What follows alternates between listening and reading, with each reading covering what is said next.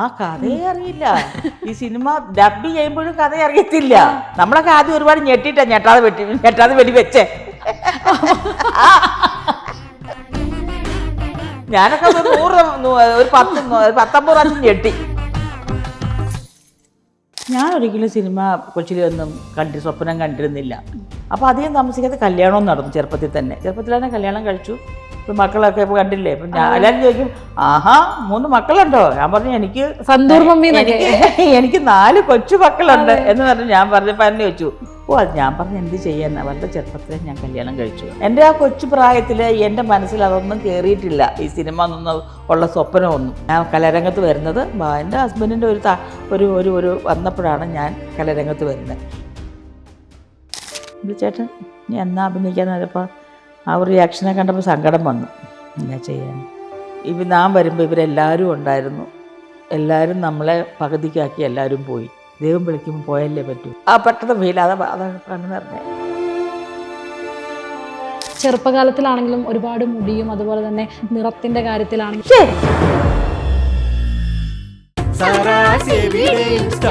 ഒരുമയുടെ നാടൻ celebration Sara's. Hi hello, welcome back to Saina south plus. Malayala സിനിമകളിൽ ഏകദേശം 300-ലധികം സിനിമകളിലൂടെ മലയാളികളെ ഞെട്ടിച്ച മലയാളത്തിൻ്റെ സ്വന്തം പൊന്നും കുടമായ പൊന്നമ്മ ബാബുവാണ് ഇന്ന് എന്നോടൊപ്പം ജോയിൻ ചെയ്യുന്നത്. വെൽക്കം പൊന്നമ്മ ചേച്ചി. നമസ്കാരം. പൊന്നമ്മ ചേച്ചിയെ കാണുമ്പോൾ തന്നെ ഭയങ്കര ഒരു പോസിറ്റീവ് വൈബാണ്. എപ്പോൾ സംസാരിച്ചാലും ആ ഒരു പോസിറ്റിവിറ്റിയോട് കൂടിയാണ് സംസാരിക്കുന്നത്. 2024 അവസാന ഭാഗത്ത് നമ്മളിലേക്ക് പോസിറ്റീവായിട്ട് എത്തിയൊരു സിനിമയായിരുന്നു റൈഫിൾ ക്ലബ്ബ്. അതിൽ ഞങ്ങളെ അങ്ങ് ഞെട്ടിച്ചു പൊന്നമ്മ ചേച്ചി. ഇപ്പോഴും നല്ല രീതിയിൽ റെസ്പോൺസസ് കാര്യങ്ങളൊക്കെ വന്നുകൊണ്ടിരിക്കുകയാണ് സിനിമയ്ക്ക്. എങ്ങനെ തോന്നുന്നു ആ ഒരു സിനിമ? സന്തോഷം. നമ്മളൊരു വ്യത്യസ്തമായൊരു ക്യാരക്ടറിലേക്ക് വന്നപ്പോൾ ഞാനത് എന്താ പറയണേ, ആദ്യമായിട്ടാണ് ഈ ആക്ഷൻ ഇങ്ങനെയുള്ള സീക്വൻസുകളൊക്കെ അഭിനയിക്കുന്നത്. അപ്പം അത് ജനങ്ങളത് ഏറ്റെടുത്തു. ജനങ്ങളതിൽ കൈയടിക്കുന്നു, അവർ സന്തോഷിക്കുന്നു. നമ്മളെ കാണുമ്പോൾ നമ്മളോട് ഭയങ്കരമായിട്ട് നമ്മളെന്താ പറയുന്നത്, നമ്മളങ്ങ് ചേർത്തങ്ങ് നിർത്തുമോ അവർ. നമ്മൾ നേരിട്ട് കുറേ അനുഭവിച്ച കാര്യങ്ങൾ നമുക്കുണ്ടേ. നമ്മൾ തിയേറ്റർ വിസിറ്റിങ്ങിനൊക്കെ പോയപ്പോൾ അവരുടെ സ്നേഹം നമ്മൾ കണ്ടതാണ്. അവരിപ്പം വിളിച്ചു പറയുക, എന്നെ വിളിക്കുക, അതുപോലെ തന്നെ എനിക്ക് മെസ്സേജ് അയക്കുക. എന്നെ മറന്നിരുന്ന കുറേ ആൾക്കാരുണ്ട്, അവരൊക്കെ എന്നെ വിളിക്കുന്നു, എനിക്ക് മെസ്സേജ് അയക്കുന്നു. മൊത്തത്തിൽ ഞാൻ ഭയങ്കര ഹാപ്പി മൂഡില്ല. അപ്പോൾ ആ ഒരു ക്യാരക്ടറിലേക്ക് എങ്ങനെയായിരുന്നു ശോശ എന്ന് പറഞ്ഞ ക്യാരക്ടറിലേക്ക് ആഷിക്കേട്ടൻ വിളിക്കുന്നത്? ശോശ അല്ല, ഇങ്ങനൊരു രാമേട്ടൻ്റെ വൈഫായിട്ടാണ്, ഒരു ക്ലബ്ബാണ് എന്നാ പറഞ്ഞുള്ളൂ. 25 ഡേയ്സ് വേണം പറഞ്ഞു. അപ്പോൾ എനിക്കല്ല തന്നെ ആഷിക്കേൻ്റെ സിനിമയിൽ അഭിനയിക്കണമെന്ന് ഭയങ്കര ആഗ്രഹം ഉണ്ടായിരുന്ന ഒരാളായിരുന്നു. അതുകൊണ്ട് പ്രത്യേകിച്ച് അങ്ങനെ എന്നെ എടുത്തൊന്നും ചോദിച്ചില്ല. എന്തെങ്കിലും ഇല്ലാതെ എന്നെ വിളിക്കില്ല എന്ന് എനിക്കറിയാമല്ലോ. അപ്പം ഞാനങ്ങനെ അവിടെ സെറ്റ് ചെല്ലുന്നു. ചെന്നപ്പോൾ എൻ്റെ അടുത്ത് ശ്യാം പുഷ്കർ പറയുന്നു, ഞങ്ങളിങ്ങനെ ഒരുപാട് സിനിമകളിൽ ചേച്ചിയെ ഞങ്ങൾക്ക് ഇങ്ങനെ കൊണ്ടുവരാൻ പലതും ഞങ്ങൾ നോക്കിയിട്ടുള്ളതാണ്. അതിന് പറ്റിയൊരു ഒരു പ്ലേസ് ഞങ്ങൾക്ക് കിട്ടിയില്ല. അതൊന്നും എവിടെയൊന്നും കൊണ്ട് ഒരു ക്യാരക്ടറിൽ കൊണ്ട് നമ്മളെ നിർത്താൻ പറ്റിയ ഒരു സംഭവം ഞങ്ങളിലോട്ട് ഞങ്ങൾക്കത് വന്നില്ല. അതുകൊണ്ടാ ചേച്ചിയെല്ലാം ഓർക്കാഞ്ഞിട്ടൊന്നും അല്ല കേട്ടോ എന്നൊക്കെ പറയും ശ്യാം പുഷ്കർ എന്നെ കണ്ടപ്പോൾ. അപ്പോൾ ഇതിനകത്ത് ചേച്ചിക്ക് പറ്റിയൊരു ക്യാരക്ടർ വന്നു, വേണ്ട ചേച്ചി ഞങ്ങൾ വിളിച്ച് എന്ന് പറഞ്ഞു. അപ്പോഴും കഥയൊന്നും അറിയത്തില്ല. കഥ കേൾക്കുന്നതിന് മുന്നേ തന്നെ ആ കഥയെ അറിയില്ല. ഈ സിനിമ ഡബ് ചെയ്യുമ്പോഴും കഥ അറിയത്തില്ല. അപ്പൊ ഒരു ക്യാരക്ടർ പറഞ്ഞത് മാത്രമേ ഉള്ളൂ. അതിനകത്ത് വേറെ എന്തൊക്കെയുണ്ട്, എന്തെല്ലാം കാര്യങ്ങളുണ്ടെന്ന് ഞങ്ങൾക്ക് ആർക്കും അറിയത്തില്ല. അറിയത്തില്ല. ഒരു സാധാരണ ഒരു സിനിമയുടെ ഒരു വർക്ക് വരുമ്പോൾ നമുക്ക് കഥ നമ്മളോട് പറയും. അത് ഞാൻ ഇവരെ പടാകുമ്പോൾ നമുക്ക് അങ്ങനെ ചോദിക്കേണ്ടിയും വന്നില്ല. കാരണം ഞാൻ ചെയ്യേണ്ട സീക്വൻസുകൾ അവർ എനിക്ക് പറഞ്ഞു തരും. അത് ശരി, അത് മാത്രം. അതാണ് അതിനുശേഷം സിനിമ കണ്ടപ്പോഴാണ് മൊത്തത്തില് അതാണ് ഞാൻ ഞെട്ടിച്ച് കളഞ്ഞു. അത് എൻ്റെ ഒരു പുതിയ എക്സ്പീരിയൻസ് ആയിരുന്നു. അതെ, പൊന്നമ്മ ചേച്ചിയുടെ ഇപ്പം കോട്ടയംകാരിയാണ്, പാലക്കാരി ഒരു അച്ചായത്തിയാണ് പൊന്നമ്മ ചേച്ചി. അപ്പോൾ ശരിക്കും പറഞ്ഞു കഴിഞ്ഞാൽ ഈ സിനിമയ്ക്കകത്ത് തോക്ക് മാത്രമല്ല, പൊന്നമ്മ ചേച്ചിയുടെ ക്യാരക്ടറിന്റെ കയ്യിൽ ഒരു എന്താ പറയുക, ഒരു കുപ്പിയും അല്ലെ ഗ്ലാസും സിഗരറ്റും ഒക്കെ ഉള്ളൊരു ആളായിട്ട് തന്നെയായിരുന്നു റൈഫിൾ ക്ലബ്ബിൽ. അപ്പം അങ്ങനത്തെയുള്ള ക്യാരക്ടേഴ്സ് ഒന്നും നമ്മൾ കണ്ടിട്ടേ ചെയ്തിട്ടില്ല. അപ്പം എങ്ങനെയായിരുന്നു അത്? ശരിക്കും പാലക്കാരൊക്കെ നല്ല വീശുന്ന കൂട്ടത്തിലാണെന്ന് അറിയാം. വീശുന്ന കൂട്ടത്തിൽ നമ്മുടെ ഫാമിലിയിലൊക്കെ കുറച്ച് ആൾക്കാർ വീശുന്ന ആൾക്കാരാ. അവർ വീശുകയും വലിക്കുകയൊക്കെ ചെയ്ത് നമ്മൾ കണ്ടു. പക്ഷേ ഇതൊന്നും നമുക്കിതൊന്നും എക്സ്പീരിയൻസ് ഇല്ല. ഈ പ്രത്യേകിച്ച് സിഗരറ്റ് എടുത്ത് വല്ലപ്പോഴും നമ്മളൊരു ഒന്നും കഴിക്കില്ല നമുക്ക് പറയാം. എന്തെങ്കിലുമൊക്കെ നമ്മൾ ബിയറായിട്ടോ എന്തെങ്കിലുമൊക്കെ നമ്മളൊരു ക്രിസ്മസോ ന്യൂ ഇയറോ ഒക്കെ വരുമ്പോൾ നമ്മൾ വീട്ടിലാരും ഷെയർ ചെയ്യാറുണ്ട്. അതല്ലാതെ നമ്മൾ സിഗരറ്റൊന്നും ഞാൻ വലിച്ചിട്ടില്ല. എൻ്റെ ലൈഫിൽ ഞാൻ അങ്ങനെ സിഗരറ്റ് വലിച്ചിട്ടില്ല. ആദ്യമായിട്ട് ആ ഷോട്ടിന് വേണ്ടി സിഗരറ്റ് വലിച്ചപ്പോൾ എനിക്കിവിടെ ഭയങ്കരമായിട്ട് എന്താ പറയുക, ഞാൻ ചുമച്ചു ഭയങ്കരമായിട്ട്. ചുമച്ച് കഴിഞ്ഞപ്പോഴത്തേക്കും ഒരു അസ്വസ്ഥത. അപ്പം ഞാൻ ഓർത്ത്, ദൈവമേ ഈ പിള്ളേരെല്ലാം ഇത് വലിക്കുന്നത് എങ്ങനെ ഇവർ വലിക്കുന്നത്, ആ ഞാൻ ആലോചിക്കുമത് എങ്ങനെ ഇവരിങ്ങനെ വലിക്കുന്നത്, എനിക്കെന്ത് ബുദ്ധിമുട്ടാണ് അത് വലിച്ചപ്പം. എന്നിട്ട് ഞാനിത് വലിച്ചിട്ട് എൻ്റെ റിയാക്ഷൻസ് ഒക്കെ എല്ലാവരും കണ്ടുകൊണ്ടിരിക്കുക. എനിക്ക് ഒരു ഒട്ടും പിടിക്കാത്ത രീതിയിലുള്ള ഇഷ്ടപ്പെടുന്നില്ലാത്തൊരു അതിൻ്റെ ചൊവ്വ, അതിനൊരു ഒരു പ്രത്യേക ഒരു വായിക്കാത്തതിന് ഭയങ്കര സ്മെല്ലും ഒക്കെ എനിക്ക് തന്നെ ഫീൽ ചെയ്തു. പക്ഷെ ഞാൻ ആ സീനിന് വേണ്ടിയിട്ട് അപ്പോൾ സാധാരണ ഞാൻ ഇങ്ങനെ വലിച്ചപ്പോൾ ഞാനിങ്ങനെ ഫൂന്നൊക്കെ ഇങ്ങനെ ഊതി വിട്ടു. അങ്ങനെയല്ല സിഗരറ്റ് വലിക്കണ്ടേ. അവർ പറഞ്ഞ സിഗരറ്റ് ഇങ്ങനെ വലിച്ച് അതൊന്ന് അത് ഉള്ളിലൊന്ന് പിടിച്ചു വെച്ചിട്ട് പിന്നെ അത് മൂക്കിലൂടെ ഇങ്ങനെ വിട്ട് അതിങ്ങനെ ആസ്വദിച്ച് വേണം ചെയ്യാനതൊക്കെ കുറച്ച് പിന്നെ അത് ആ സീനിന് വേണ്ടി നമ്മൾ പഠിച്ചിട്ട് കുറച്ച് നമ്മൾക്ക് ശാശ്വതമായ ബുദ്ധിമുട്ടൊക്കെ അന്നേരം ഫീൽ ഉണ്ടായെങ്കിലും നമ്മൾക്ക് ആ ഷോട്ടിന് വേണ്ടിയിട്ട് ആ ഒരു സീക്വൻസിൽ നമ്മളത് ചെയ്തു. അത് പിന്നെ ഞാനും ദർശനങ്ങളൊരു ചിയേഴ്സൊക്കെ അതിനകത്ത് ഞങ്ങൾ തമ്മിൽ പറയുന്നുണ്ട്. പിന്നെ ക്ലാസ്സും അതും എടുത്ത് ഇങ്ങനെ വലിച്ചിങ്ങനെ ഇരിക്കുമ്പോഴാണല്ലോ മറ്റൊരു എൻട്രി ഒക്കെ വരുന്നത്. എനിക്ക് തോന്നുന്നു ആ ഒരു ഡൈനിങ് സീൻ ഉണ്ട്, ഫസ്റ്റ് ഒരു ഡൈനിങ് സീൻ ഉണ്ട്. എനിക്ക് തോന്നുന്നു ഏകദേശം എല്ലാ ആർട്ടിസ്റ്റുകളും എല്ലാ ആക്ടേഴ്സും എല്ലാവരും ഉള്ളൊരു സീനായിരുന്നു. അപ്പം ആ ഒരു സീനിൽ കുറേ യങ് ആൾക്കാരുണ്ട്, ആ കൂടെ പൊന്നമ്മ ചേച്ചി സീനിയറായിട്ടുള്ള ഒരുപാട് ആൾക്കാരുണ്ട്. ആ ഒരു സീൻ എങ്ങനെ ഉണ്ടായിരുന്നു? ഞങ്ങൾ ചെല്ലുമ്പോൾ ഞങ്ങൾ ഡ്രസ്സെല്ലാം ഇട്ട് ഞങ്ങളുടെ അപ്പിയറൻസ് ഒക്കെ ഇങ്ങനെ ചെയ്ത് ആദ്യം എടുത്ത സീൻ അതാണ്. ഓ ഫസ്റ്റ് ഷോ ഞങ്ങളുടെ സീനാണത്. അപ്പൊ നിങ്ങളെല്ലാം പരിചയപ്പെട്ടതും അങ്ങനെയൊക്കെ തന്നെ ആയിരുന്നു? അതായത് തലേ ദിവസം നമ്മൾ ഡ്രസ്സൊക്കെ എല്ലാം ഒന്ന് സെറ്റ് ചെയ്യാനുണ്ടായിരുന്നു. എല്ലാവർക്കും ഒരു പല കളറാണല്ലോ, പിന്നെ പല ഡ്രസ്സിൻ്റെ ഫാഷനാണെങ്കിലും പല രീതിയിലുള്ളത്. അപ്പം ആദ്യം ആ ദിവസം ഒരു ദിവസം കംപ്ലീറ്റ് ഡ്രസ്സിൻ്റെ ഇതായിരുന്നു. എല്ലാവർക്കും ഡ്രസ്സിൽ തയ്ച്ചെല്ലാം സെറ്റ് എല്ലാ ക്യാരക്ടേഴ്സ് ആക്കിയതിന് ശേഷമാണ് പിറ്റേ ഷോട്ട് എടുക്കുന്നത്. അങ്ങനെ എല്ലാവരുമായിട്ട് ആ ഒരു ഫസ്റ്റ് ഷോട്ട് തന്നെ. ഇപ്പം ഞാൻ മുമ്പേ പറഞ്ഞ പോലെ തന്നെ മലയാള സിനിമയിലെ ഏകദേശം 300-ലധികം സിനിമകളിലൂടെയാണ് പൊന്നമ്മ ചേച്ചി വന്നത്. ചെറുതും വലുതുമായ ഒരുപാട് ക്യാരക്ടേഴ്സ്. 450 കിടക്കുന്ന 300 പടം കുഴപ്പമൊന്നുമില്ല, ജനങ്ങളുടെ മനസ്സിലുണ്ടല്ലോ, അത് മതി. അതെ, 450 സിനിമയിൽ അധികമായിട്ടുണ്ട്. അതിനു മുന്നേ നാടകരംഗം ഒക്കെ ഉണ്ടായിരുന്നു. എന്നാലും മലയാള സിനിമയിൽ തിളങ്ങി നിന്ന അതായത് 2 പൊന്നമ്മമാരായിരുന്നു. ഒന്ന് കവിയൂർ പൊന്നമ്മ ചേച്ചിയും അതുപോലെ തന്നെ പൊന്നമ്മ ബാബു പൊന്നമ്മ ചേച്ചിയും. അപ്പം നിങ്ങളുടെ രണ്ടുപേരുടെയും പേര്, ഈ പേര് ഇങ്ങനെ രണ്ടുപേരെ ഒരേ സാമ്യമുള്ള പേരുകൾ വന്നത് ഏതെങ്കിലും രീതിയിൽ എപ്പോഴെങ്കിലുമൊക്കെ പ്രശ്നമായിട്ടുണ്ടായിരുന്നോ? സിനിമ ചേച്ചി എല്ലാവരും ചോദിക്കാൻ ചേച്ചിയുടെ അനിയത്തിയാണെന്നല്ലോ ചോദിക്കാറുണ്ടായിരുന്നു. അപ്പം ഞാൻ ചോദിക്കും, നിങ്ങൾ എന്ത് ചോദ്യമാണ് ചോദിക്കണേ? ചേച്ചി ഒരു വീട്ടിൽ ഒരാൾക്ക് ചേർത്തിക്ക് അനിയത്തിയോടത്തിന് അവർക്ക് ഒരേ പേരിടുമോ? ചിന്തിക്കുന്നില്ല, അത് ചിന്തിക്കണ്ടേ ചോദിക്കുന്നവർ. അപ്പോൾ അത് ചോദിക്കുന്നില്ല. ഓൾറെഡി ചേച്ചി ഹിന്ദുവാണ്, ഞാൻ ക്രിസ്ത്യനാണ്. മനസ്സിലായി. ഞാൻ പൊന്നമ്മ മാത്യു ആയിരുന്നു കല്യാണത്തിന് മുന്നേ. കല്യാണം കഴിഞ്ഞപ്പോഴാണ് പൊന്നമ്മ ബാബു ആയത്. ചേച്ചി കബീർ പൊന്നമ്മ. സിനിമ പേരാൻ ചോദിച്ചാൽ സിനിമയ്ക്ക് വേണ്ടി പേര് മാറ്റിയതാണെന്ന് ഒരിക്കലുമല്ല. എൻ്റെ പേര് ഓൾറെഡി ഞാൻ പൊന്നമ്മയും തന്നെയാണ് എൻ്റെ പേര്. അപ്പോൾ ആ സിനിമയിൽ വന്നപ്പോൾ ഞാൻ പൊന്നമ്മ ബാബുവായി. അപ്പോൾ ചേച്ചിയോട് ചോദിക്കാൻ അനീതിയാണോ മോളാണോ, അപ്പോൾ കബീർ പൊന്നമ്മയുടെ അനീതിയാണോ കബീർ പൊന്നമ്മയുടെ മോളാണോ എന്നൊക്കെ എന്നോട് ചോദിക്കുന്ന ആൾക്കാരുണ്ടായിരുന്നു. അപ്പോഴും ഞാൻ ചോദിക്കുന്നത് ഇതെന്നോ ഒരു വീട്ടിലെ ഒരാൾക്ക് രണ്ട് പേരൊക്കെ ഇടുമോ എന്നൊക്കെ ചോദിക്കുമ്പോൾ നേരാണല്ലോ. അപ്പോഴും അവർക്ക് കത്തുന്നേ. അങ്ങനെ പലരും ഞങ്ങൾ ചോദിക്കാറുണ്ട്. പിന്നെ ചേച്ചി എന്നൊക്കെ പറയുമ്പോൾ എൻ്റെ ഒരു അമ്മ ഞാൻ ചേച്ചിയെ കണ്ടല്ലേ സിനിമയിൽ വരണത്. നമ്മുടെ ഒരു എന്താ പറയണത്, നമ്മുടെ അവരെ കണ്ടൊക്കെയാണ് കിളി ചേച്ചി, പൊന്നമ്മ ചേച്ചി, മീന ചേച്ചി, വിലോമന ചേച്ചി, ഇവരെയൊക്കെ കണ്ടാണ് നമ്മൾ സിനിമയിൽ വരണത്. നമ്മൾ അവരോടൊപ്പം ഞാൻ സിനിമ അഭിനയിക്കുന്നു, ഞാൻ സിനിമയിൽ വരുന്നു എന്ന് വിചാരിച്ചിട്ടില്ലാത്ത ഒരാൾ ഒരു സുപ്രഭാതം ഞാനെല്ലാം കണ്ട് ഞാൻ സ്ക്രീനിൽ ഇങ്ങനെ കണ്ടുപോയിരുന്ന് കണ്ടിങ്ങനെ ഇങ്ങനെ എൻ്റെ ചെറുപ്പകാലം ഞാൻ പറയണേ. എൻ്റെ ചെറുപ്പകാലങ്ങളൊക്കെ ഞാൻ അഭിനയിക്കും. ഞാനിങ്ങനെ സിനിമ കാണുമ്പോൾ ഈ പറയുന്ന ആൾക്കാരോടൊക്കെ ഞാൻ നാളെ അവരിലൊരാളാകുന്നു, അവരോട് അഭിനയിക്കുന്നത് ഞാൻ അറിയുന്നേ ഇല്ലല്ലോ. കാലം കൊണ്ട് എത്തിച്ചത് കണ്ടോ. കാലം എനിക്ക് അവരുടെ സ്നേഹം എനിക്ക് കിട്ടി. അവരെന്നെ നന്നായിട്ട് അവർ സ്നേഹിച്ചു എന്നെ. പൊന്നമ്മ ചേച്ചി ആയാലും ലളിത ചേച്ചിയൊക്കെ ആയാലും വിലോമന ചേച്ചി ആയാലും. എനിക്ക് തോന്നുന്നു 10ാം ക്ലാസ്സിൽ തന്നെ, അതായത് 10ാം ക്ലാസ്സിൽ പഠിക്കുമ്പോൾ തന്നെ അഭിനയ രംഗത്തേക്ക്, നാടകരംഗത്തേക്ക് കടന്നു വന്നിരുന്നു പൊന്നമ്മ ചേച്ചി. അപ്പം നമ്മളൊക്കെ ഇപ്പം സിനിമ സ്വപ്നം കാണുന്ന ആ ഒരു സമയമൊക്കെ ഉണ്ടല്ലോ, ആ ഒരു സമയത്തിന് മുന്നേ തന്നെ എനിക്ക് തോന്നുന്നു ചൈൽഡ്ഹുഡിൽ തന്നെ സിനിമാ രംഗത്തേക്ക് അല്ലെങ്കിൽ ലൈവ് സ്റ്റേജിലേക്കാണ് വരുന്നത്. നാടകരംഗത്തേക്ക് എത്തുന്നത് എങ്ങനെയായിരുന്നു? ഞാൻ ഒരിക്കലും സിനിമ കൊച്ചിലൊന്നും സ്വപ്നം കണ്ടിരുന്നില്ല. ഞാൻ ഡാൻസറായിരുന്നു ചെറുപ്പത്തിൽ. നന്നായിട്ട് ഡാൻസ് ചെയ്യും, കോമ്പറ്റീഷന് മത്സരിക്കും, സ്കൂൾ ലെവലിൽ മത്സരത്തിന് പോയിട്ടുണ്ട്, ഒരുപാട് കോമ്പറ്റീഷനിൽ പങ്കെടുത്തിട്ടുണ്ട്, ഒരുപാട് പ്രൈസും ഞാൻ വാങ്ങിയിട്ടുണ്ട്. അപ്പം എൻ്റെ അമ്മയ്ക്ക് ഭയങ്കര ആഗ്രഹമായിരുന്നു എന്നെ ഒരു സിനിമയിൽ വരണമെന്നും. പിന്നെ ആഗ്രഹിച്ചത് മിസ് കുമാരിയുടെ ബ്രദറായിരുന്നു. അവരുടെ സിസ്റ്റർ മിസ് കുമാരി അവരുടെ സിസ്റ്ററാണല്ലോ. അപ്പോൾ പറയുന്നത് നമ്മുടെ നാട്ടിൽ പിന്നെ അപ്പം ഇവള് 10ാം ക്ലാസ് കഴിയുമ്പോൾ ഇവളെ കൊണ്ടുവരണം എന്നൊക്കെ എപ്പോഴും പറയുമായിരുന്നു. അപ്പോൾ ഞാനങ്ങനെ എനിക്കൊക്കെ സിനിമ കാണാനായിരുന്നു ഇഷ്ടം അന്ന്.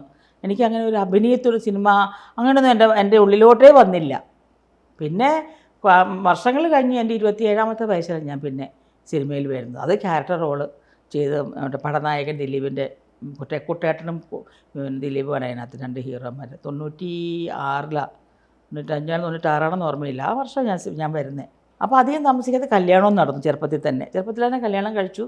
ഇപ്പം മക്കളൊക്കെ ഇപ്പോൾ കണ്ടില്ലേ. ഇപ്പം ഞാൻ എല്ലാവരും ചോദിക്കും, ആഹാ 3 മക്കളുണ്ടോ? ഞാൻ പറഞ്ഞു എനിക്ക് 4 കൊച്ചു മക്കളുണ്ട് എന്ന് പറഞ്ഞു. ഞാൻ പറഞ്ഞപ്പോൾ എന്നെ ചോദിച്ചു, അത് ഞാൻ പറഞ്ഞു എന്ത് ചെയ്യാൻ, വളരെ ചെറുപ്പത്തിലേ ഞാൻ കല്യാണം കഴിച്ചു. ഇപ്പൊ പറഞ്ഞപ്പോഴാണ്, അതായത് ഈ പെൺകുട്ടികളൊക്കെ കല്യാണത്തെ പറ്റിയൊക്കെ ആലോചിച്ച് തുടങ്ങുന്നതിന് മുന്നേ തന്നെ 16ാം വയസ്സിൽ പൊന്നമ്മ ചേച്ചിയുടെ കല്യാണം കഴിഞ്ഞു. അതല്ല ഞാൻ പറഞ്ഞു, അതോ ഞാൻ ആലോചിച്ചേ. അപ്പോൾ എല്ലാവരോടും ഞാൻ പറഞ്ഞൊരു കാര്യമാണ്, ഞാൻ വളരെ ചെറുപ്പത്തിൽ കല്യാണം കഴിച്ചു. എനിക്ക് 3 നേരത്തെ കല്യാണം കഴിച്ചത് വേണ്ടായിരുന്നു എന്ന് തോന്നിയിട്ടുണ്ടോ? ഇല്ല ഞാനും പറയാം, ഞാൻ ചെറുപ്പത്തിൽ കല്യാണം കഴിച്ചു, എനിക്ക് 3 മക്കളും ഉണ്ടായി. പിള്ളേർ വളർന്ന കൂട്ടത്തിൽ ഞാനും അങ്ങ് വളർന്നു. പിന്നെ ഞാൻ പറയുന്നതാ, പിള്ളേർ വളർന്ന കൂട്ടത്തിൽ പിന്നെ ഞാൻ വളരുന്നേ. പിള്ളേരുടെ കൂടെ പിന്നെ എൻ്റെ വളർച്ച പിന്നെ പിള്ളേരോടൊപ്പമാ. മനസ്സിലായോ? അപ്പോൾ അതുകൊണ്ട് ഇപ്പം എനിക്ക് എന്നോടുള്ള മക്കളുണ്ട്, എനിക്ക് കൊച്ചുമക്കളുണ്ട് എന്ന് ഭയങ്കര ഹാപ്പി ആയിട്ട് ഞാൻ ഭയങ്കര ഹാപ്പി അല്ലേ? അതെ പൊന്നമ്മ ചേച്ചി കണ്ടാൽ തന്നെ ആ ഒരു ഹാപ്പിനെസ് നമുക്കും കിട്ടുന്നുണ്ട്. ഇപ്പം ഹസ്ബൻഡ് ആണെങ്കിലും ബാബു ചേട്ടനാണെങ്കിലും ഓൾറെഡി നാടകരംഗത്തുണ്ടായിരുന്നു, നാടക രചയിതാവായിരുന്നു. അപ്പം നിങ്ങളുടേത് എങ്ങനെയായിരുന്നു? ലവ് മാരേജ് ആയിരുന്നോ? ചെറുപ്പത്തിൽ ഞാൻ ലവ് മാരേജ് ആയിരുന്നു. പക്ഷേ സ്റ്റേറ്റ് അവാർഡ് വിന്നറാണ് നാടകരചന. അതെ, സ്റ്റേറ്റ് അവാർഡ് വിന്നറാണ് എൻ്റെ ഹസ്ബൻഡ്. ഇപ്പം കവിയൂർ പൊന്നമ്മ ചേച്ചി ആണെങ്കിലും ലളിതാമ്മയാണെങ്കിലും സുകുമാരിയമ്മയൊക്കെ ആണെങ്കിലും ഒരുപാട് അമ്മവേഷങ്ങൾ അനശ്വരമാക്കിയ താരങ്ങളാണ്.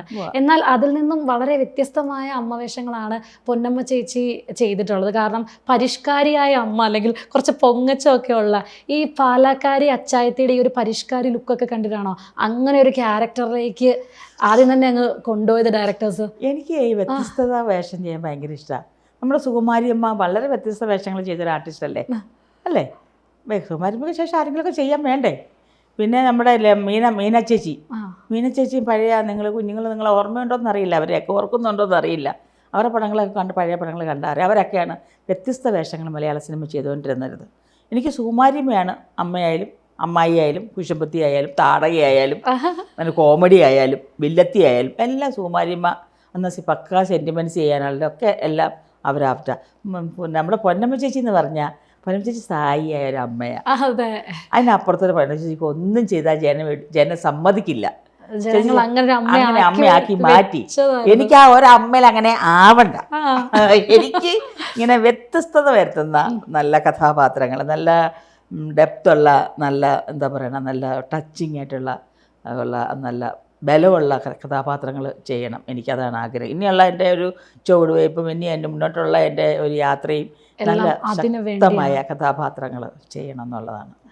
എനിക്കൊന്ന് 1982 എൻ്റെ മോഹങ്ങൾ പൂവണിഞ്ഞു എന്ന് പറഞ്ഞ് മോഹൻലാലിൻ്റെ ഒരു സിനിമ ഉണ്ടായിരുന്നു. അതിൽ ഹീറോയിനായിട്ട് മേനക ചേച്ചി ആയിരുന്നു. എന്നാൽ അങ്ങനെ അടുത്ത കാലത്താണ് അറിഞ്ഞത് അതിൽ ശരിക്കും ആദ്യത്തെ ഹീറോയിനായിട്ട് കാസ്റ്റ് ചെയ്തിരുന്നത് പൊന്നമ്മ ചേച്ചീനെ ആയിരുന്നു. അപ്പം ഇത്രയധികം വ്യത്യസ്തമായ ക്യാരക്ടേഴ്സൊക്കെ ചെയ്യാൻ ആഗ്രഹമുള്ള ഒരാൾ, അല്ലെങ്കിൽ നാടകരംഗത്ത് തൊട്ടേ കടന്നു വന്ന ഒരാൾ, പിന്നീട് എങ്ങനെയാണ് ആ ഒരു കാസ്റ്റിൽ നിന്നും ആ ഒരു നായിക സ്ഥാനത്തു നിന്നും മാറ്റം സംഭവിച്ചത്? എങ്ങനെയാണ്? ഒരിക്കലും മോഹൻലാലിൻ്റെ നായികയായിട്ടല്ല. നിങ്ങളങ്ങനെ ഒരിക്കലും നിങ്ങൾ മീഡിയ അങ്ങനെ പറയരുത്. കാരണം അന്ന് ശങ്കറിൻ്റെ നായികയായിട്ടാണ് പത്തനംതിട്ട സാർ ആ സമയത്ത് നോക്കി. ശങ്കർ അന്ന് ഹീറോ, അന്ന് ലാലേട്ടനടുത്ത് കൊച്ചു വേഷമാണ്.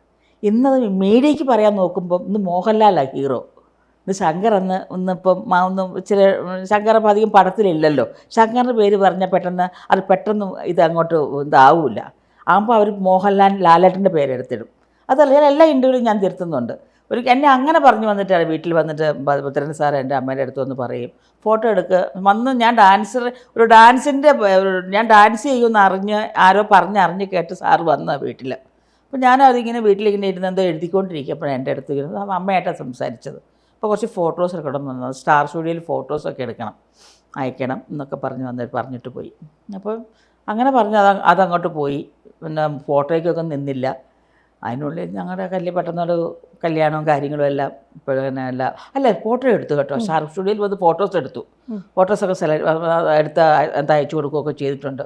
അപ്പോഴും എനിക്ക് ഈ സിനിമയുടെ ഒരു വാല്യോ അല്ലെങ്കിൽ എന്നെ ഇങ്ങനെ അതൊന്നും എൻ്റെ മനസ്സിലേ കയറിയിട്ടില്ല. അതാ ഞാൻ പറയണേ. എൻ്റെ ആ കൊച്ചു പ്രായത്തിൽ എൻ്റെ മനസ്സിൽ അതൊന്നും കയറിയിട്ടില്ല, ഈ സിനിമ എന്നൊന്നും ഉള്ള സ്വപ്നമൊന്നും. ഒരു പക്ഷേ അന്ന് എൻ്റെ മനസ്സിൽ സ്വപ്നങ്ങൾ കയറിയിട്ടുണ്ടായിരുന്നെങ്കിൽ അന്നൊരു പക്ഷേ ആ വിവാഹമൊന്നും നടക്കില്ല. അപ്പം നാടിനെ പറ്റി പറയുമ്പോൾ എങ്ങനെയാണ് പൊന്നമ്മ ചേച്ചി? നാടെപ്പോഴും ഒരു ഫീല് ഇതല്ലേ നമുക്ക്. അച്ഛനും അമ്മയും ജീവിച്ചിരുന്നപ്പോൾ ഉള്ള നാട് എന്നൊക്കെ. എൻ്റെ അച്ഛനമ്മയൊക്കെ പോയി, ആരും ഇതേ ഉള്ളൂ. പിന്നെ അൽഫോൻസാമ്മ നമ്മുടെ എന്താ പറയുക, നമ്മുടെ നാട്ടിൽ ഏറ്റവും വലിയൊരു വേൾഡിൽ അറിയപ്പെടുന്ന ഒരു നാടാണ് നമ്മുടെ സ്ഥലം. നമ്മുടെയൊക്കെ ഒരു പുണ്യവതി നമ്മുടെ നാട്ടിൽ അഭിമാനത്തോടെ നമുക്ക് പറയാൻ ഒരു കാര്യമുള്ളത് വിശുദ്ധ അൽഫോൻസാമ്മയുണ്ട് നമുക്ക്. നാളെപ്പോഴും ഒരു നമുക്ക് അച്ഛനും അമ്മയൊക്കെ ഉള്ളിടത്ത് പോയിടത്തുള്ള കാലം നമുക്ക് എപ്പോഴും നഷ്ടമുള്ള ചെയ്യും, നമുക്ക് ഭയങ്കര അതൊരു വിഷമം വരും. അപ്പോൾ നാടിനെ പറ്റി പറഞ്ഞു, കോട്ടയംകാർക്ക് ഏറ്റവും അഭിമാനിക്കുന്ന പാലക്കാർക്കാണ് ഒരുപാട് ഫുഡുകളൊക്കെ ഉള്ളത് പൊന്നമ്മ ചേച്ചി. കാരണം പൊന്നമ്മ ചേച്ചി നാടിനെ പറ്റി പറഞ്ഞപ്പോൾ കുറച്ച് ഇമോഷണൽ ആവുന്നു. അതെ, അമ്മ അച്ഛനും പോയ ആ പെട്ടെന്ന് ഫീൽ അത് കണ്ണു നിറഞ്ഞേ. കുഴപ്പമില്ല, പറഞ്ഞു. അതിലേക്ക് ഞാൻ ഒന്നുകൂടി വരികയാണ്. കാരണം ഇപ്പം എനിക്ക് തോന്നുന്നു പൊന്നമ്മ ചേച്ചി 10ാം ക്ലാസ്സിൽ തന്നെ നാടകരംഗത്തേക്ക് കടന്നു. അതിന് മുന്നേ ഉള്ള ഒരുപാട് സ്ട്രഗിൾസിലൂടെ ഒരു പെൺകുട്ടി ആ പ്രായത്തിൽ കടന്നു പോകുന്നതിനേക്കാൾ ഒരുപാട് സ്ട്രഗിൾസ് പൊന്നമ്മ ചേച്ചിയുടെ ലൈഫിൽ ഉണ്ടായിട്ടുണ്ട്. ഞാൻ ഒരുപാട് സ്ട്രഗിളൊന്നും ചെയ്തിട്ടില്ല. ഞാനിപ്പം പിന്നെ കല്യാണം കഴിഞ്ഞിട്ട് ഒരു 3 മക്കളുണ്ടായി. 14-15 വർഷങ്ങൾക്ക് ശേഷമാണ് ഞാൻ പിന്നെ ഞങ്ങളുടെ പൂഞ്ഞാർ അവതാരം നാടകത്തിൽ വരുന്നത്. അത് വരാൻ കാര്യം എൻ്റെ ഹസ്ബൻഡിൻ്റെ ബിസിനസ്സൊക്കെ അവിടെ ഫ്ലോപ്പായി. ആ സമയത്താണ് ഭാര്യ എന്ന് പറയുന്നത് നമ്മളവിടെ തലപൊക്കുന്നത്. അതുവരെ നമ്മളെ എങ്ങും ഒരു ഉപ്പ് മേടിക്കാൻ പോലും ഞാൻ വെളിയിൽ പോയിട്ടില്ല, എന്നെ വിട്ടിട്ടില്ല, വെളിയിൽ പോയിട്ടില്ല. ഞാൻ കലാരംഗത്ത് വരുന്നത് എൻ്റെ ഹസ്ബൻഡിൻ്റെ ഒരു വന്നപ്പോഴാണ് ഞാൻ കലാരംഗത്ത് വരുന്നത്. ഇന്നും എൻ്റെ ഹസ്ബൻഡ് ആ രീതിയിൽ തന്നെ നിന്ന് പോവുകയാണെങ്കിൽ ഞാൻ ഇന്നും ഒരിടത്തും ഉണ്ടാവില്ല, ഞാൻ ആ കുടുംബത്തിൽ തന്നെ ഉണ്ടാകത്തുള്ളൂ. അപ്പം ഞാൻ അങ്ങനെ നാടകത്തിൽ വരികയും നാടകത്തിൽ നിന്നുകൊണ്ട് തന്നെയാണ്, നാടകത്തിൽ നിന്ന സമയത്താണ് എനിക്ക് സിനിമ വരുന്നത്. ഞാൻ സിനിമ അന്വേഷിച്ച് പോയിട്ടില്ല, സിനിമ എന്നെ തിരക്കി വന്നതാണ്. ഒരു നാടക സ്റ്റേജിൽ എറണാകുളം ഫൈനാൻസ് ഹാളിൽ എപ്പോഴും ആ ഫൈനാൻസ് ഹാളിൻ്റെ അവിടെ അതിലെ പോയി ഞാൻ എപ്പോഴും ഓർക്കും. അത് എത്ര വർഷം കഴിഞ്ഞാൽ അതിലെ പോയാലും ഞാൻ ഓർക്കുന്നത് ഇത് ഇവിടെ നിന്നാണല്ലോ എന്നെ വന്ന് സിനിമാക്കാർ പിടിച്ചോണ്ട് പോയത്, അങ്ങനെ ഓർക്കും. അതിനകത്ത് നാടകം കണ്ടപ്പോൾ എന്നെ വന്ന് വിളിച്ചൊരു പ്രൊഡ്യൂസർ നാടകം കാണാനുണ്ടായിരുന്നു, നിങ്ങൾക്ക് എന്തുകൊണ്ട് സിനിമയിലൊക്കെ ഒന്ന് അഭിനയിച്ചു കൂടെ എന്ന് ചോദിച്ചു. അന്നേരം അപ്പോൾ എൻ്റെ ഹസ്ബൻഡ് പറഞ്ഞു അതില്ല, അവൻ ഞങ്ങളുടെ സമിതിയല്ലേ. അപ്പോൾ ഹസ്ബൻഡ് പറഞ്ഞു അത് നാടകം ഉള്ളതുകൊണ്ട് ഒരു വർഷത്തിൽ സിനിമ ഉണ്ടെന്നും പറഞ്ഞ് ഈ നാടകം ഇട്ടിട്ട് പോയാൽ നാടകം ബാക്കി ആര് കളിക്കും? അത് മെയിൻ റോൾ കളിക്കേണ്ട ഞാൻ, അതും ശക്തമായ സ്ത്രീ കഥാപാത്രം നായികയായിട്ട്, ദേവയാനിയായിട്ട്, ഏയാതി ദേവയാനിയാ കഥ. അപ്പോൾ ഡാൻസ് ഒരു ഫുൾ നൃത്തവും ഉണ്ട് സ്റ്റേജിൽ, കച്ചൻ്റെ മുന്നിൽ ഡാൻസ് ഒക്കെ ചെയ്യുന്നുണ്ട്. അപ്പോൾ ഫുൾ ഞാൻ നിൽക്കുന്ന നേരത്ത് ഞാൻ സിനിമയുടെ പുറകെ പോയി എന്നെയും മറ്റുള്ളവർ നാടകം മുടങ്ങി പോകില്ലേ. അപ്പോൾ ഹസ്ബൻഡ് പറഞ്ഞില്ല പോകാൻ പറ്റത്തില്ല, അല്ല ഇപ്പോൾ ഇല്ല, അതിപ്പം നമുക്ക് ആലോചിക്കാമെന്നൊക്കെ പറഞ്ഞു വിട്ടു. പിന്നീട് അത് കഴിഞ്ഞ് ആ നാടകം ആ വർഷം കഴിഞ്ഞപ്പോൾ വാചരം പറഞ്ഞു വേണമെങ്കിൽ നിങ്ങൾക്ക് സിനിമ വേണേൽ ട്രൈ ചെയ്യാമെന്ന് പറഞ്ഞു. അപ്പോൾ ആ പുള്ളി എനിക്ക് നമ്പറൊക്കെ തന്നിട്ടാണ് പോയി. അപ്പോഴാണ് ആ പുതിയ പടം തുടങ്ങുന്നത്, രാജൻ ബി ദേവിൻ്റെ ആയം പറഞ്ഞ പടം, നായകൻ്റെ പടം. അദ്ദേഹം വരുന്നത്. ഇപ്പോൾ നാടകത്തെ പറ്റി പറഞ്ഞപ്പോഴാണെങ്കിലും സിനിമ പോലെയല്ല നാടകം, കാരണം ലൈവായിട്ട് സ്റ്റേജിൽ നിന്ന് ഡയലോഗ്സ് എല്ലാം പറയണം. അപ്പോൾ ഒരു ചെറിയ പ്രായത്തിൽ തന്നെ സ്റ്റേജിലേക്ക് ഇങ്ങനെ ലൈവായിട്ട് കയറി. അപ്പോൾ എങ്ങനെയായിരുന്നു ഈ ഡയലോഗ് കാര്യങ്ങളൊക്കെ, എന്തെങ്കിലുമൊക്കെ അങ്ങനത്തെ എക്സ്പീരിയൻസ് ഉണ്ടോ? മറന്നുപോയതോ, നിന്ന് അരിമണി പെറുക്കിയതോ? ബാബുവിൻ്റെ നാടകത്തിനകത്ത് ഇത്ര ഉള്ള കുട്ടിപ്പാവാടയും ചെറിയ ബ്ലൗസും ഇട്ട് 14-15 വയസ്സുള്ള സമയത്തുള്ള ഒരു നാടകമാണ് ഞാൻ കളിച്ചേ. എനിക്ക് അന്നേ ഞാൻ ഡയലോഗ് പറഞ്ഞിട്ട് അന്ന് എൻ്റെ റോസി എന്ന എൻ്റെ കഥാപാത്രത്തിൻ്റെ പേര് അന്ന് ആ നാടകത്തിൽ എനിക്ക് ഭയങ്കര അഭിപ്രായം ഉണ്ടായിരുന്നു. അയ്യോ ആ മോള് നന്നായിട്ട് നാടകം കളിച്ചു കേട്ടോ, നന്നായിട്ട് നാടകം കളിച്ചു. അന്നേ ആ നാടകത്തിൽ ഞാൻ ഫസ്റ്റ് എൻ്റെ ബാല്യത്തിൽ കളിച്ച കാര്യം ഞാൻ പറയണേ. അതിനുശേഷമുള്ള പിന്നീട് ഞാൻ കല്യാണം കഴിഞ്ഞു, ഞാൻ പിന്നെ കല്യാണം കഴിഞ്ഞ് പിന്നെ വന്ന് പിള്ളേരായി, പിന്നെ അവിടുന്ന് ഞാൻ ഒരു അമ്മയായി. പിന്നെ ഞാൻ പോയി സാരിയൊക്കെ ഉടുത്തിട്ടാണ് പിന്നീട് ഞാൻ പൂഞ്ഞാർ നവസാരയിൽ പോയി നാടകത്തിൽ നായികയായിട്ട് അഭിനയിക്കണേ. അതിന് ശേഷമാണ് ഞങ്ങൾ വീണ്ടും ഹസ്ബൻഡ് വീണ്ടും നാടകം എന്ന രീതിയിൽ തുടങ്ങി. ആ നാടകം ഈ അയ്യാദിയുടെ നാടകം കളിക്കുകയും അതിലാണ് ഫുൾ കജൻ്റെ മുന്നിൽ ഡാൻസ് ചെയ്യുകയും കഥച്ചിട്ടൊക്കെ ഡയലോഗ് ശരിക്കും കഥച്ച ഡയലോഗ് എന്ന് പറഞ്ഞാൽ നൃത്തം ചെയ്ത് തീർന്നിട്ട് കജൻ ഇങ്ങനെ കൈയടിച്ചുകൊണ്ട് എഴുന്നേക്കും. അപ്പം ഞാൻ ജതിയോട് കൂടിയുള്ള ഒരു ഡാൻസാണ്. അപ്പം കലാമണ്ഡലം ഗോപി സാറെ ചിട്ടപ്പെടുത്തി തന്നിരിക്കുന്ന ഡാൻസ്. അപ്പം ഞാൻ ഉടനെ ഈ അണച്ചു പറയുന്നുണ്ട്, മുഖശ്രുതി ഞാൻ ഏറെ നാളായി കൊതിക്കുന്നു, ഞാനപ്പോൾ സന്തോഷിക്കാറുണ്ട്, ഞാൻ കിതച്ച് ഡയലോഗ് പറയുക, കിതച്ച ഞാൻ ഡയലോഗ് പറയുന്നത് എനിക്ക് പറയാൻ പറ്റണം. കാരണം ഞാൻ വായിൽ ഗ്ലൂക്കോസ് ഇട്ടാണ് ഡാൻസ് കളിക്കാൻ കയറുന്നത് ലൈവായിട്ട്. നമുക്ക് സിനിമയുടെ പോലെ ഒരു cinema cut cut cut cut cut cut അടുത്ത കട്ട് കട്ട് കട്ട് അങ്ങനെയല്ല എടുത്തുകൊണ്ടിരുന്നത്. ഇത് ലൈവ് കംപ്ലീറ്റ് നമ്മൾ കളിച്ചുകൊണ്ടിരിക്കുക. അവിടെ ഒന്നും നമുക്ക് കട്ടോ ഒന്നും നമുക്ക് ആർക്കും ഒന്നും പറയാൻ പറ്റില്ല. തെറ്റിയെടുത്ത് കിടന്ന് കൊണ്ട് കളിച്ച് രക്ഷപ്പെട്ട് നിൽക്കാൻ നേരം പക്ക ഓഡിയൻസ് അടുത്ത് നമുക്ക് നിൽക്കുക. നല്ല കഥാപാത്രമാണ്, എനിക്ക് ചെയ്യാനുണ്ടോ എന്നുള്ള നോക്കിന് മാത്രമേ ഞാൻ കൈ കൊടുക്കുള്ളൂ. അല്ല ചാടി കയറി സീരിയൽ എന്ന് പറയുമ്പോൾ ബാഗ് എടുത്ത് ഓടുന്ന ആളല്ല ഞാൻ. എനിക്ക് നല്ല കഥയാണോ വേറിട്ടതാണോ നിൽക്കുന്നതാണ് മാത്രമാണ് ഞാൻ അതിൻ്റെ കൈ കൊടുക്കും. അപ്പം നമുക്ക് അഭിനയം എവിടെയായാലും നമുക്ക് ഒരേപോലെയാണ്. അത് മിനി സ്ക്രീനിന്നില്ല, ബിഗ് സ്ക്രീനിന്നില്ല. പക്ഷെ ഒരു കാര്യം എന്ന് വെച്ചാൽ എല്ലാവരും ബിഗ് സ്ക്രീനിനെയാണ് സ്നേഹിക്കുന്നത് കൂടുതലും. എന്നാലും മലയാള സിനിമയിൽ ഇപ്പം നായികാ സങ്കല്പങ്ങളിൽ പെട്ടൊരു നായികയായിരുന്നു പൊന്നമ്മ ബാബു ആണെങ്കിലും. കാരണം ഇപ്പം ചെറുപ്പകാലത്തിലാണെങ്കിലും ഒരുപാട് മുടിയും അതുപോലെ തന്നെ നിറത്തിൻ്റെ കാര്യത്തിലാണെങ്കിലും അല്ലെ സൗന്ദര്യത്തിൻ്റെ കാര്യത്തിലൊക്കെ ആണെങ്കിലും ഒരു നായികയ്ക്ക് എന്തൊക്കെയുണ്ട് അതെല്ലാം ഉണ്ടായിട്ടും ഒരു നായികയായി മാറാൻ പറ്റിയില്ല എന്നുള്ള വിഷമം എപ്പോഴെങ്കിലും? ഒട്ടുമില്ല. ഞാൻ ആകാഞ്ഞ് നന്നായി. ഞാൻ വന്നത് എല്ലാ കറക്റ്റ് സമയത്താണ്. എന്നെ ദൈവം എത്തിച്ചത് കല്യാണം. ഞാൻ ചെറുപ്പത്തിലേ കല്യാണം എല്ലാം ആസാദം നടന്നുകൊണ്ട് എൻ്റെ എല്ലാ കാര്യങ്ങളും ഞാനിപ്പോൾ ഫ്രീ ആയിട്ടിരിക്കുമല്ലേ. അത് ഇപ്പോൾ ഇൻ്റർവ്യൂ ഞാൻ ഫ്രീ ആയിട്ട് വന്നിരിക്കുന്നത് കണ്ടില്ലേ. എൻ്റെയൊക്കെ പ്രായത്തിലുള്ള പിള്ളേരുടെ മക്കളുകളൊക്കെ കോളേജിൽ അവരോടൊക്കെ പഠിക്കുന്നേ ഉള്ളൂ. എൻ്റെ കൂടെ പഠിച്ച് അധികം താമസിച്ച് കല്യാണം 22 വയസ്സ് 23 വയസ്സായി കല്യാണം കഴിച്ച എൻ്റെ ഫ്രണ്ട്സൊക്കെ അവരുടെ മക്കളൊക്കെ കോളേജിലെല്ലാം പഠിക്കുന്നേ ഉള്ളൂ. ഞാനതാണോ? ഞാൻ എൻ്റെ മക്കളെയൊക്കെ വളർത്തി പഠിപ്പിച്ച് കല്യാണം കഴിച്ച് എല്ലാം സെറ്റിലായി. എല്ലാവർക്കും ഒരാൾക്ക് എൻ്റെ മൂത്ത മോക്ക് 3 കുട്ടികളായി. എൻ്റെ ഇളയ മോക്ക് 1 കുട്ടിയായി. എൻ്റെ മോൻ പിന്നെ കല്യാണം കഴിച്ചിട്ടില്ല.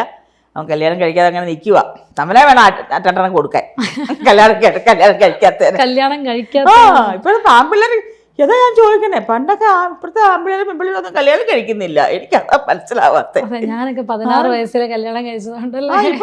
ഇപ്പൊ പെൺപിള്ളേരുകളൊക്കെ പറഞ്ഞ് ഞങ്ങളിപ്പോൾ കിട്ടുന്നില്ല. ഇപ്പം അവർക്ക് കല്യാണം ഒന്നും വലിയ പ്രശ്നമല്ല. അവർക്കൊന്നും അവർ തന്നെ ഒന്നും ഒരു ഇമ്പോർട്ടൻ്റ് ആയിട്ട് കാണുന്നില്ല. എനിക്ക് കല്യാണം എന്ന് പറയുന്നത് പ്രശ്നമാവാറുണ്ട് ഏതെങ്കിലും തരത്തിലൊക്കെ. മോളെ അത് എൻ്റെ അനുഭവമല്ലേ മോളെ, എനിക്ക് പറയാൻ പറ്റുള്ളൂ. എനിക്ക് മോളുടെ അനുഭവം വന്ന് എനിക്ക് പറയാൻ പറ്റുമോ? ഞാൻ എങ്ങനെ മറ്റുള്ള കാര്യം അറിയാതെ പറയുന്നേ? അങ്ങനെ പറയുന്ന തെറ്റല്ലേ? എനിക്കറിയത്തില്ലല്ലോ. എനിക്ക് എൻ്റെ കാര്യമല്ലേ പറയാൻ പറ്റുള്ളൂ. വേറെ ആൾക്ക് ഒരു പ്രശ്നം ഉണ്ടാവുകയാണെങ്കിൽ എൻ്റെ അടുത്ത് വരുവാണെങ്കിൽ ഞാൻ പറയും, ഞാൻ വേണമെങ്കിൽ കൊടുക്കാം. എൻ്റെ ഒരു മോളെ പോലെ കണ്ട് പറയാം, എൻ്റെ മോളെ അല്ല ഞങ്ങൾ തമ്മിൽ തെറ്റി. അപ്പോൾ എന്താ മോളെ അത് പരസ്പരം നിങ്ങളെങ്ങനെ ചേർന്ന് പോകാൻ നോക്ക്. മലയാള സിനിമയിലേക്ക് വരാൻ വേണ്ടിയിട്ടില്ല, സിനിമയിൽ എത്തിയതിനു ശേഷം സിനിമയ്ക്ക് വേണ്ടി തന്നെ തടി കൂട്ടിയ ഒരാളാണ് എന്ന് അത് സത്യമാണോ ചേച്ചി? അതെ സത്യമായ കാര്യമാണ്. ഞാൻ സിനിമ നിങ്ങൾക്കറിയാം, എൻ്റെ കളിവീട്, നീ വരുവോളം, വാഴുന്നോരോ പടം എടുത്തു നോക്ക്. എനിക്ക് അങ്ങനെ സ്പർശം അങ്ങനെ എനിക്ക് വലിയ തടിയൊന്നുമില്ല. എന്ന് പറഞ്ഞാൽ ഒരു മെലിഞ്ഞ് കമ്പോലിരിക്കുക എന്നുള്ളതല്ല, അത്യാവശ്യം ഒരു തടിയൊക്കെ ആയിട്ടൊക്കെ വന്ന ഒരാളാണ്. അപ്പം ഉദ്യാനപാലൻ, ഞാൻ ഉദ്യാനപാലനല്ല ലോകദാസ് സാറിനോട് ചെയ്യുന്നത്. ഞാൻ പറഞ്ഞു സിനിമയിൽ വന്ന് 2-3 പടങ്ങൾ കഴിഞ്ഞപ്പോഴാണ് എൻ്റെ ഞാൻ തുടങ്ങിയതൊക്കെ ചെറിയ പടത്തിലൂടെ തുടങ്ങിയെങ്കിലും ഞാൻ വന്ന് എത്തിപ്പെട്ടതെല്ലാം വലിയ പടത്തിൻ്റെ. അത് ദൈവത്തിൻ്റെ വലിയൊരു ബ്ലെസ്സിങ് ആയിരുന്നു എനിക്ക്. ഞാൻ വലിയ പടത്തിൻ്റെ ഭാഗമായി മാറി. അത് ഞാൻ പോലും അറിയാതെന്ന് വിചാരിച്ചിട്ടുണ്ട്. അത് ദൈവം എന്നെ ഇങ്ങനെ കൈപിടിച്ച് കൊണ്ടുപോയാലും എനിക്ക് തോന്നി. എനിക്ക് അല്ലാതെ ആര് കൊണ്ടുപോകാനാ എന്നെ? അപ്പോൾ ഞാൻ പലപ്പോഴും ആലോചിക്കാറുണ്ട്, ഈശ്വരനാണല്ലോ ദൈവം എന്നെ ഇങ്ങനെ കൈപിടിച്ച് കൊണ്ടുപോയെന്ന്. ഇപ്പോൾ എന്നാ ചെയ്യും? വണ്ണം കൂട്ടാനിപ്പോൾ ഞാൻ എന്നെയും ഇങ്ങനെ ആലോചിച്ചപ്പോൾ ആരോ പറഞ്ഞു സൂപ്പ് കുടിച്ചാൽ വണ്ണം വെച്ചു. അങ്ങനെയാണ് 2 മാസം മട്ടൺ സൂപ്പ് അങ്ങോട്ട് കുടിച്ചു. ഒരു കർക്കിടക മാസം കൂടെയാണ്.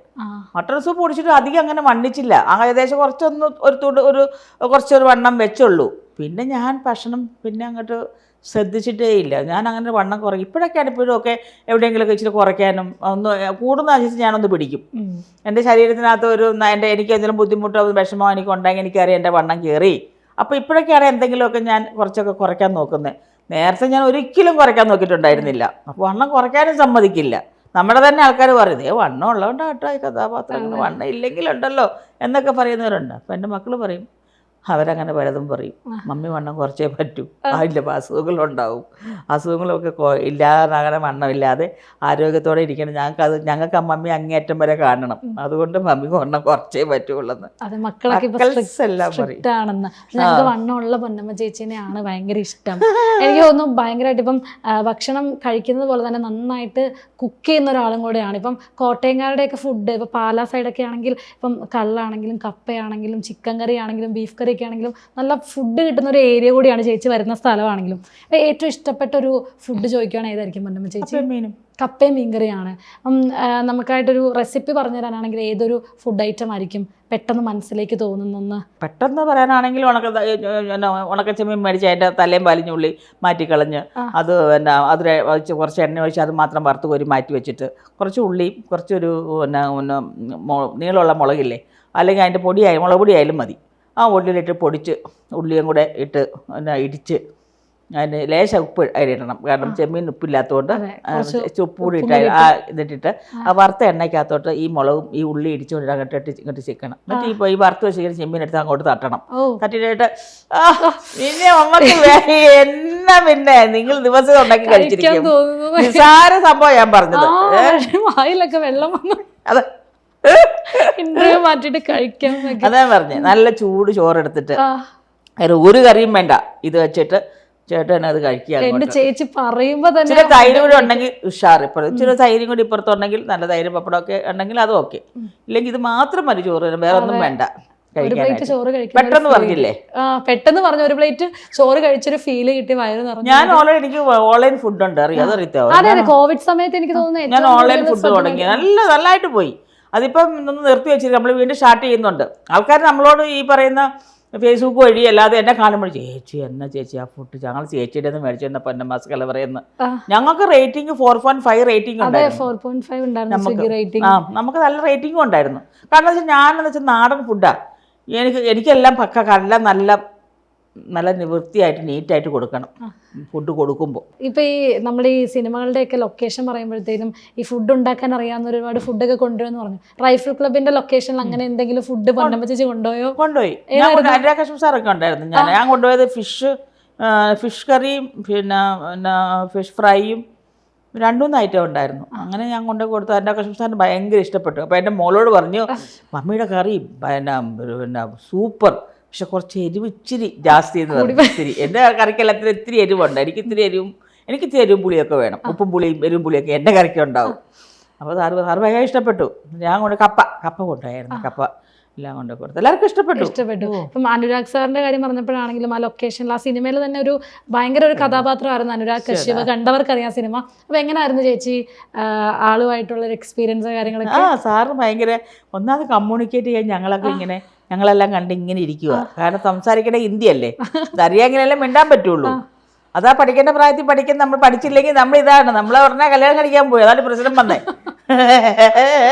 പഠിക്കുന്ന പ്രായത്തിൽ പോയി പഠിച്ചിരുന്നെങ്കിൽ തമിഴോ തെലുങ്കോ ഹിന്ദിയോ അതുകൊണ്ട് നന്നായിട്ട് പഠിച്ച് ഭാഷ വിദ്യാഭ്യാസം നന്നായിട്ട് ഉണ്ടാക്കുക എന്നുള്ളതാണ് നോക്കുന്നത്. അപ്പം സാറിൻ്റെ അടുത്തിരുന്ന് ഞങ്ങൾ അവിടുന്ന് ഇവിടുന്നൊക്കെ ഹിന്ദി തപ്പിപ്പറക്കി ഹിന്ദിയും കുറച്ച് ഇംഗ്ലീഷും കുറച്ച് തമിഴും ഒക്കെ കൂടി മിക്സ് ചെയ്ത് സാറുമായിട്ട് ഞാൻ കമ്മ്യൂണിക്കേറ്റ് ചെയ്യും. സാറാണൊരു പഞ്ചപാവം പിടിച്ച ഒരു ക്യാരക്ടർ. ഞങ്ങളുടെ സെറ്റിൽ എല്ലാവരും പാവങ്ങളായ ആൾക്കാരാണ്. ക്യാരക്ടർ സിനിമ കണ്ടവർക്കറിയാം. കണ്ടോളാം തോന്നുമല്ലേ? അയ്യോടാ പാവമാണ്. ഞങ്ങളോടൊപ്പം വന്നിരിക്കുന്ന നമുക്കട്ടെ. സാറിന് വേറെ മലമുകളിലേക്ക് ആരോടൊന്നും കയറത്തില്ല. പിന്നെ സാറിനെ പോലെ ഒരാളെ കൊണ്ടുവന്ന് കഴിഞ്ഞാൽ മലമുകളല്ല, ഫ്ലൈറ്റിന് വേണമെങ്കിലും കൊണ്ടുവന്ന് ക്യാരവൻ നമ്മൾ ഇറക്കും. കാരണം സാറിനൊന്നും കൊണ്ട് നമ്മളിതുപോലെ വീട് പോലെ ഉണ്ടാക്കിയെടുത്തതും സാറിനെ അവർ ആശിക്കാപ്പ് ആ കാര്യം അതൊക്കെ കറക്റ്റായിട്ട് കേട്ടോ. അതാണ് ആ ഒരു മര്യാദയൊക്കെ ഉണ്ടല്ലോ, അത് കൊടുത്ത്. എന്നാലും സാർ ഇരിക്കത്തില്ല. സാറ് വന്ന് ഞങ്ങളോടൊപ്പം ഇരിക്കുന്നത്, ഞങ്ങളോടൊപ്പം വന്നിരുന്നാണ് കഴിക്കുന്നത്. നല്ലൊരു ഒരു ജാടയൊന്നും ഇല്ലാത്ത ഒരാൾ. അതുപോലത്തെ ഒരു ക്യാരക്ടറായിരുന്നു ഉഷ ഉതുപ്പ്. ഉഷിച്ച് എൻ്റെ ക്ലോസ് ഫ്രണ്ട്, അതറിയോ? ഞങ്ങൾ പോത്തമ്പാവ് സിനിമ ചെയ്തതല്ലേ, അപ്പം ഞങ്ങൾ ക്ലോസ് ഫ്രണ്ടാണ്. അപ്പോൾ ഇത് സ്നേഹിച്ചങ്ങോട്ട് കൊല്ലുക നമ്മളെ. എന്നാ സ്നേഹമെന്നറിയാവോ? എനിക്കത് പറഞ്ഞറിയിക്കാൻ വയ്യ. ഇങ്ങനെ മനുഷ്യന്മാർ സ്നേഹിക്കുമോ? ഞാൻ ആലോചിക്കുകയും ഞാൻ ദൈവം എനിക്കെന്തായാലും ഒരുപാട് സ്നേഹം കിട്ടാനുള്ള ഭാഗ്യമുണ്ടായി. എല്ലാവരും ഇപ്പൊ പ്രേക്ഷകരായാലും എന്നെ കാണുമ്പോൾ എന്നെ സ്നേഹിക്കണം, മറ്റുള്ളവർ നമ്മളെ കാണുമ്പോൾ സ്നേഹിക്കണം. അപ്പൊ ഞാനും തനിച്ചൊരു കുടുംബത്തിനായി സ്നേഹം മുഴുവൻ കിട്ടുമോ? കിട്ടത്തില്ലല്ലോ. അപ്പോൾ ഇതുമാത്രം ആൾക്കാർ നമ്മളെ സ്നേഹിക്കുന്നു, നമുക്ക് വേണ്ടി പ്രാർത്ഥിക്കുന്നു ഒക്കെ ഇല്ലേ? അതുപോലെ തന്നെ പൊന്നമ്മ ചേച്ചിയുടെ കാര്യം പറയുമ്പോഴാണ് പൊന്നമ്മ ചേച്ചിയുടെ സ്നേഹം. ഇപ്പം ജഗതി ചേട്ടൻ്റെ കൂടെ ഒരുപാട് സിനിമകളിൽ അഭിനയിച്ചിട്ടുണ്ട്. ഇപ്പോഴാണെങ്കിലും എനിക്ക് തോന്നുന്നു ജഗതി ചേട്ടന് വേണ്ടിയിട്ടാണെങ്കിലും എപ്പോഴും പോയാലും അവിടെ പോയി കഴിഞ്ഞ് കഴിഞ്ഞാൽ പൊന്നമ്മ ചേച്ചി പോവാതെ തിരിച്ചു വരത്തില്ല. എനിക്ക് തോന്നുന്നു ജഗതി ചേട്ടനാണെങ്കിലും പൊന്നമ്മ ചേച്ചീനെ കണ്ടപ്പോഴാണ് തിരിച്ചറിഞ്ഞ് പൊന്നമ്മ ബാബു വന്നല്ലോ എന്ന് പറഞ്ഞൊരു മൊമെന്റ് ഒക്കെ ഉണ്ടായിരുന്നു. ഇല്ല, ആരാ വന്നു ചോദിച്ചപ്പോൾ ഇങ്ങനെ പൊന്നമ്മ ഇങ്ങനെ ഒച്ചയില്ലാതെ ചുണ്ട് മാത്രം ഇങ്ങനെ. അപ്പം അത് കേൾക്കാൻ വേണ്ടി ഞാൻ ഒന്നും കൂടെ ചോദിക്കും, ആരാ എന്ന് ചോദിക്കും. പൊന്നമ്മ ഇങ്ങനെ പറഞ്ഞു. എന്നാ കഴിഞ്ഞ ഞാൻ പോയിട്ടുണ്ടായിരുന്നു, ഞാനും മോളും കൂടെയാണ് പോയേ. ചേട്ടൻ ഞാൻ എന്നാ അഭിനയിക്കാൻ പറഞ്ഞപ്പോൾ ആ ഒരു റിയാക്ഷനെ കണ്ടപ്പോൾ സങ്കടം വന്നു. എന്നാ ചെയ്യാൻ സങ്കടം. അമ്പിളിച്ചേട്ടൻ ഞാനൊക്കെ ഉള്ള എത്രയോ സിനിമകൾ ഞങ്ങൾ ഭാര്യയും ഭർത്താവായിട്ട് അഭിനയിച്ചിരിക്കുന്നു. മിക്ക പടവും ഹിറ്റ് പടങ്ങളുമാണ് ഏറ്റവും രസം. എല്ലാം പ്രേക്ഷകർ കൈയടിച്ച സിനിമകളാണ്. മയിലാട്ടം, കൺമഷി, മേരിക്കൊണ്ടൊരു കുഞ്ഞാട്, വാഴുന്നവർ, എത്രയോ പടങ്ങളെ, അത്ഭുത ദ്വീപ്. എണ്ണം എടുത്താൽ ഓരോരുത്തരുടെ പടത്തിൻ്റെ എണ്ണം എടുത്താലുണ്ടല്ലോ ഞാനൊക്കെ ഞെട്ടിപ്പോവുക. ഞാൻ ഇത്രയും പടം ഇവരോടൊപ്പം അഭിനയിച്ചോ, ഞാൻ ഇത്രയും പടം ചെയ്തോ, ഞാൻ ഇത്രയും കൊല്ലമായോ, അയ്യോ എനിക്ക് ഇത്രയും വയസ്സായോ എന്നൊക്കെ ഞാനിപ്പോൾ ഓർക്കുമായിരുന്നു. പലപ്പോഴും ഇരുന്നിട്ടേ എൻ്റെ പെട്ടെന്ന് പറഞ്ഞോ ഇത്ര കൊല്ലമൊക്കെ പോയോ, കടന്നു പോയല്ലേ. ഞാൻ എന്നെ തന്നെ ചിന്തിക്കുമ്പോഴേ ഇത് കടന്നു പോയല്ലേ, ഇത്രയും അപ്പോൾ എനിക്ക് ഇത്രയും വയസ്സായല്ലേ, അപ്പോൾ ഇനി എനിക്ക് എത്ര വയസ്സുള്ള എനിക്ക് ഇനി അഭിനയിക്കാൻ പറ്റും. ഞാൻ അങ്ങനെ അതിനെപ്പറ്റിയൊക്കെ ഇപ്പം റിസർച്ച് ചെയ്തുകൊണ്ടിരിക്കുന്നത്. അല്ല, ഇപ്പം പറഞ്ഞപ്പോഴാണെങ്കിലും ലാലേട്ടൻ കഴിഞ്ഞ ദിവസം ഒരു ഇൻ്റർവ്യൂവിൽ പറയുന്നുണ്ടായിരുന്നു, ഇപ്പം മലയാള സിനിമ നോക്കുകയാണെങ്കിൽ ഒരുപാട് പേരെ മിസ് ചെയ്യുന്നുണ്ടെന്ന്. കുതിരവട്ടം പപ്പുച്ചേട്ടനാണെങ്കിലും അല്ലെങ്കിൽ തിലകൻ സാറാണെങ്കിലും ഇന്നസെൻ്റ് അങ്കിളാണെങ്കിലും അങ്ങനെ ഒരുപാട് പേര് ഇപ്പം മലയാള സിനിമയുടെ പാർട്ടല്ല. അപ്പോൾ പറഞ്ഞപ്പോൾ കവിയൂർ പൊന്നമ്മ അമ്മയാണെങ്കിലും ഒക്കെ. അപ്പം മോളെ നാം വരുമ്പോൾ ഇവരെല്ലാവരും ഉണ്ടായിരുന്നു. എല്ലാവരും നമ്മളെ പകുതിക്കാക്കി എല്ലാവരും പോയി. നമ്മൾ അവരില്ല എന്നൊരു ദുഃഖം നമുക്ക് ചിന്തിച്ചാൽ നമുക്ക് ഒന്നും ഈ ലോകത്ത് നമുക്ക് കാലനക്ക് നടക്കാൻ പറ്റത്തില്ല. അതുപോലെ വേദനയും വിഷമവും ഉണ്ട്. പക്ഷേ ദൈവം വിളിക്കുമ്പോൾ പോയല്ലേ പറ്റൂ. ഇവരാരും ഞാൻ വിചാരിക്കുന്നത് പോയിട്ടില്ലെന്നേ. അവരൊക്കെ ഏതൊക്കെയോ സെറ്റിൽ സിനിമ ചെയ്തുകൊണ്ടിരിക്കുക. മരിച്ചുപോയ ഇന്നസെൻ്റ് ചേട്ടൻ, ഞാൻ കൊറോണ സമയത്താണ്. ഇന്നസെൻ്റ് ചേട്ടാ എന്നാ ഉണ്ട്, പൊന്നമ്മ സേഫല്ലേ? ഞാൻ പറഞ്ഞ സേഫാ ഇന്നസെൻ്റ് ചേട്ടാ, ഞാനിങ്ങനെ ഫുഡിൻ്റെ ഒരു സംരംഭം തുടങ്ങി. നല്ല കാര്യമാണ്, പക്ഷേ വീടുകളിലൊന്നും പോകണ്ട. ഞാൻ പറഞ്ഞില്ല, ആൾക്കാർ വന്ന് എടുത്തുകൊണ്ട് പോവുക, സ്വിഗ്ഗി സൊമാറ്റോ ഒക്കെ കൊണ്ടുപോകുക, അവരാ കൊണ്ടുപോകും, നമ്മൾ കൊണ്ടുപോകേണ്ട കാര്യമില്ല. പക്ഷേ അല്ലാതെ തന്നെ ഞാൻ ഒരു പയ്യനെ വെച്ചിട്ട് ഞാൻ ഈ കൊറോണ സമയത്ത് ഒരുപാട് ആൾക്കാർക്ക് ഫുഡ്, കൊറോണ ആ വീട്ടിൽ കൊറോണയാണ്. അപ്പോൾ അവർ പറയും ഭക്ഷണം ഗേറ്റ് വരെ കൊണ്ടുപോയി വെച്ച് തരാമോ എന്ന് ചോദിക്കും. അങ്ങനെയൊക്കെ ഞാൻ കൊണ്ടുപോയി ഭക്ഷണം വെച്ച് കൊടുത്തിട്ടുണ്ട്. എനിക്ക് അതിൻ്റെ ഒരു പ്രാർത്ഥന, അവരുടെ പ്രാർത്ഥനയിൽ ഞാനുണ്ടാവില്ലേ. ചില ആൾക്കാർ ഭക്ഷണം കൊണ്ടുപോകത്തില്ല, അങ്ങോട്ട് കറക്കാൻ പറ്റും, അത്രയ്ക്ക് പേടിച്ച് നിൽക്കുന്ന സമയമാണ് കൊറോണ. അപ്പോൾ ആരും കൊണ്ടുപോകത്തില്ല. അപ്പോൾ ഞങ്ങൾ എന്നെ അപ്പോൾ തുടങ്ങിയെന്ന് അറിയുമ്പോഴാണ് പൊന്നമ്മ ചേച്ചിയാണോ വിളിക്കുന്നതാണ്. ഹലോ പൊന്നമ്മ ചേച്ചിയാണോ? ഞാൻ പറഞ്ഞു അതെ, ഞങ്ങൾക്ക് ഇച്ചിരി ഭക്ഷണം തരാമോ, ഞങ്ങൾക്ക് കൊല്ലം കൊറോണ ചേച്ചി, ഞങ്ങൾക്ക് ഇച്ചിരി ഭക്ഷണം കൊണ്ട് തരാമോ? ഞാൻ പറഞ്ഞു എവിടെയാണ് വീട്, എൻ്റെ സ്ഥലത്ത് എത്തുകയില്ല, എന്നിട്ട് കുറേ ദൂരം ഉണ്ടെങ്കിൽ പോലും. ഞാൻ പറഞ്ഞു എവിടെയാണ് വീട്? ഞാൻ പറഞ്ഞ ലൊക്കേഷനിട്, ഞാൻ അവിടെ ആ ഗേറ്റിൻ്റെ അവിടെ വെച്ചാൽ മതിയോ? ബില്ല് ഞങ്ങൾ ഗൂഗിൾ പേ ചെയ്യാം. ഞാൻ ബില്ല് അവിടെ നിൽക്കട്ടെ, നിങ്ങൾക്ക് ഭക്ഷണം എത്തിക്കാം. എന്നിട്ട് ഞാൻ അവർ ഗൂഗിൾ പേ ചെയ്യും കേട്ടോ, ചെയ്യാമെന്നിരുന്നിട്ടില്ല. പക്ഷേ ആ ഭക്ഷണം ഇങ്ങനെ വിളിച്ച് ഗൂഗിൾ പേ ചെയ്താലും കൊണ്ട് കൊടുക്കാൻ ആളില്ല ഈ കൊറോണ സമയത്ത്. ഓർക്കണം, പൈസ അന്നേരം നമ്മൾ ഈ ആൾക്കാരുടെ കയ്യിൽ പൈസ ഉണ്ടെന്നൊന്നും പറഞ്ഞിട്ട് ഒരു കാര്യവും ഇല്ല. എന്തിനാ ഈ മനുഷ്യൻ കിടന്ന് ഈ പൈസ കിടന്ന് ആദ്യത്തെ ബഞ്ചിച്ചൊക്കെ ഉണ്ടാക്കുന്നത് എനിക്ക് മനസ്സിലാവാത്ത. ഒരസുഖം വന്നാൽ മതി, ഒരസുഖം വന്നാലേ ഈ കൊറോണ എന്ന് പറഞ്ഞാൽ എല്ലാവരും ഷെഡിൽ കയറിയിരുന്നില്ലേ, എല്ലാ മനുഷ്യരും കയറിയിരുന്നില്ലേ. ഞാൻ ഓർക്കും അവർ കാശുള്ള ആൾക്കാരാണ് ഇവർ, വലിയ വീട് കാര്യമൊക്കെ. അവരോട് ചോദിച്ചപ്പോൾ മേഡം ഭയങ്കര വീടാണ്, 2 പട്ടിയൊക്കെ ഉണ്ട്, അവിടെ അകത്തോട്ട് കയറിയില്ല, അവിടെ വാതക്കൽ ഫുഡ് ഞങ്ങൾ വെച്ചു. അവരെ പട്ടി എടുത്തുകൊണ്ട് പോകുമോ ഫുഡ് ഞാൻ ചോദിക്കും. അപ്പോൾ അവരെ ഞാൻ വഴക്ക് പറയും, ഇല്ലില്ല അവിടെ തോന്നിയിട്ടുണ്ട്. അപ്പം വീട്ടിൽ ഞാൻ ചെല്ലുന്ന ഞാൻ നമ്പർ കൊടുത്തു വിടും. ഗേറ്റിൻ്റെ അവിടെ ചെന്നിട്ട് അവരെ വിളിക്കും, പറയും ഭക്ഷണം വെച്ചിട്ടുണ്ട് എടുത്തെന്ന് പറഞ്ഞ് സ്കൂട്ടറിൽ അവൻ തിരിച്ചിങ്ങോട്ട് പോരും. അപ്പോൾ ഞാനങ്ങനെ ഒരുപാട് ഭക്ഷണം ആ സമയത്ത് ഞാൻ കൊറോണ സമയത്ത് ഒത്തിരി പേർക്ക് ഭക്ഷണം ഞാൻ എത്തിച്ചു കൊടുത്തിട്ടുണ്ട് ഞാൻ. അപ്പോൾ എനിക്ക് നല്ല രീതിയിൽ ഭക്ഷണം പൊയ്ക്കൊണ്ടു വരുന്നതാണ്. പക്ഷേ ഞാൻ സിനിമയുടെ ഷൂട്ടും വരുമ്പോൾ എനിക്കെന്ന് വെച്ചാൽ ഭക്ഷണം ഉണ്ടാക്കുമ്പോൾ ഞാൻ വേണം അവിടെ, എനിക്ക് കാണണം എന്തൊക്കെയാണ് ചേർക്കണേ ഉണ്ടാക്കുന്നതെന്നൊക്കെ. എൻ്റെ ഒരു മേൽനോട്ടം വേണം എനിക്ക്.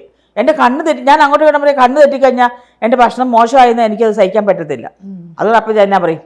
അപ്പം ഇന്നസെൻ്റ് ചേട്ടനെ ഞാൻ വിളിച്ചു. ഇന്നസെൻ്റ് ചേട്ടൻ എവിടെയുണ്ട്? ഇന്നസെൻ്റ് ചേട്ടാ സുഖമാണോ? പൊന്നമ്മയ്ക്ക് സുഖമല്ലേ? എങ്ങനെ? ഞാൻ പറഞ്ഞു ഇന്നസെൻ്റ് ചേട്ടാ സുഖമാണ്, ഞാൻ ഓൺലൈനൊക്കെ അറിഞ്ഞു. അപ്പോൾ എനിക്ക് മമ്മൂക്ക, ലാലേട്ടൻ ഇവരെല്ലാം എനിക്ക് ഇത് തന്നു. പിന്നെ പൊന്നമ്മാസ്കളവർക്ക് എൻ്റെ എല്ലാവിധ ആശംസകൾ തരും പറഞ്ഞ് എൻ്റെ കുടുംബത്തുള്ളവരെല്ലാം എനിക്ക് ആശംസ തന്നു.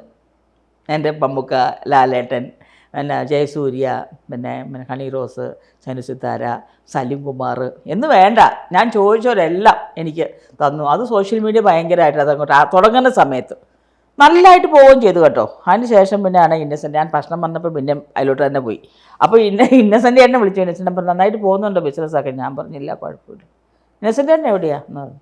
ഞാൻ ഷൂട്ടിങ്ങിലാണ് പൊന്നമ്മേ, അവിടെ വയനാട് ഒരു ഭാഗത്ത് ഷൂട്ടിങ്ങിലാണ്. കൊറോണയ്ക്ക് ഷൂട്ടിങ്ങോ? എവിടെ?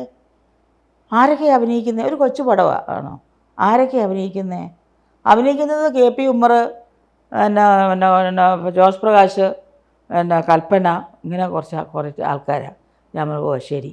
നമ്മൾ ഞാൻ ഫോൺ വെച്ച്, KP ഉമ്മറോ, കൽപ്പനയോ, ജോസ് പ്രകാശോ? ഞാൻ വീണ്ടും വിളിച്ചു, ഇന്നസെൻ്റേട്ടാ എവിടെ അഭിനയിക്കാന്ന് പറഞ്ഞ്? ഞാൻ ഇവിടെ സിനിമ ചെയ്തുകൊണ്ടിരിക്കുന്നു. ആരൊക്കെയാണെന്നാ പറഞ്ഞേ? ആ കൽപ്പന, KP ഉമ്മർ, ജോസ് പ്രകാശ്, ഇവർ കുറേ ആൾക്കാർ. ഈ മരിച്ചു വരുന്ന പേരാ പറയുന്നത്. ഇവരൊക്കെയാണ് തന്നിട്ട് ഒരു ചിരിയും കൂടെ. ഞാനത് വിശ്വസിക്കുകയും ചെയ്തു, അവരോട് അഭിനയിച്ചുകൊണ്ടിരിക്കുകയെന്ന്. ശരി ഓക്കെ സൂക്ഷിക്കണം അങ്ങനെ ഒന്നൊക്കെ പറഞ്ഞു. ഇതിങ്ങനെ പറയുന്നു നമ്മൾ. ഓക്കെ നമ്മൾ പറഞ്ഞില്ല ആരൊക്കെയുണ്ട്? ലാലേട്ടൻ, ജഗദീഷ് ശ്രീകുമാർ, ലാലു ലക്സ് എന്ന് കേൾക്കുന്നവർ ഞാൻ കേൾക്കുക. അപ്പോൾ ഇപ്പം ഞാൻ പറഞ്ഞു ശരി ഇന്നസെൻ്റേട്ടാ കൊറോണയാണ് സൂക്ഷിക്കണം കേട്ടോ എന്നും പറഞ്ഞ് ഞാൻ വെച്ചിട്ട് ഞാൻ വീണ്ടും ഇങ്ങനെ ഇന്നസെൻ്റ് പേര് ആലോചിച്ചപ്പോൾ ഇന്നസെൻ്റേട്ടൻ പറഞ്ഞ പേര് കേട്ടോ. ഞാൻ ഇതെന്ത് കളിയാ?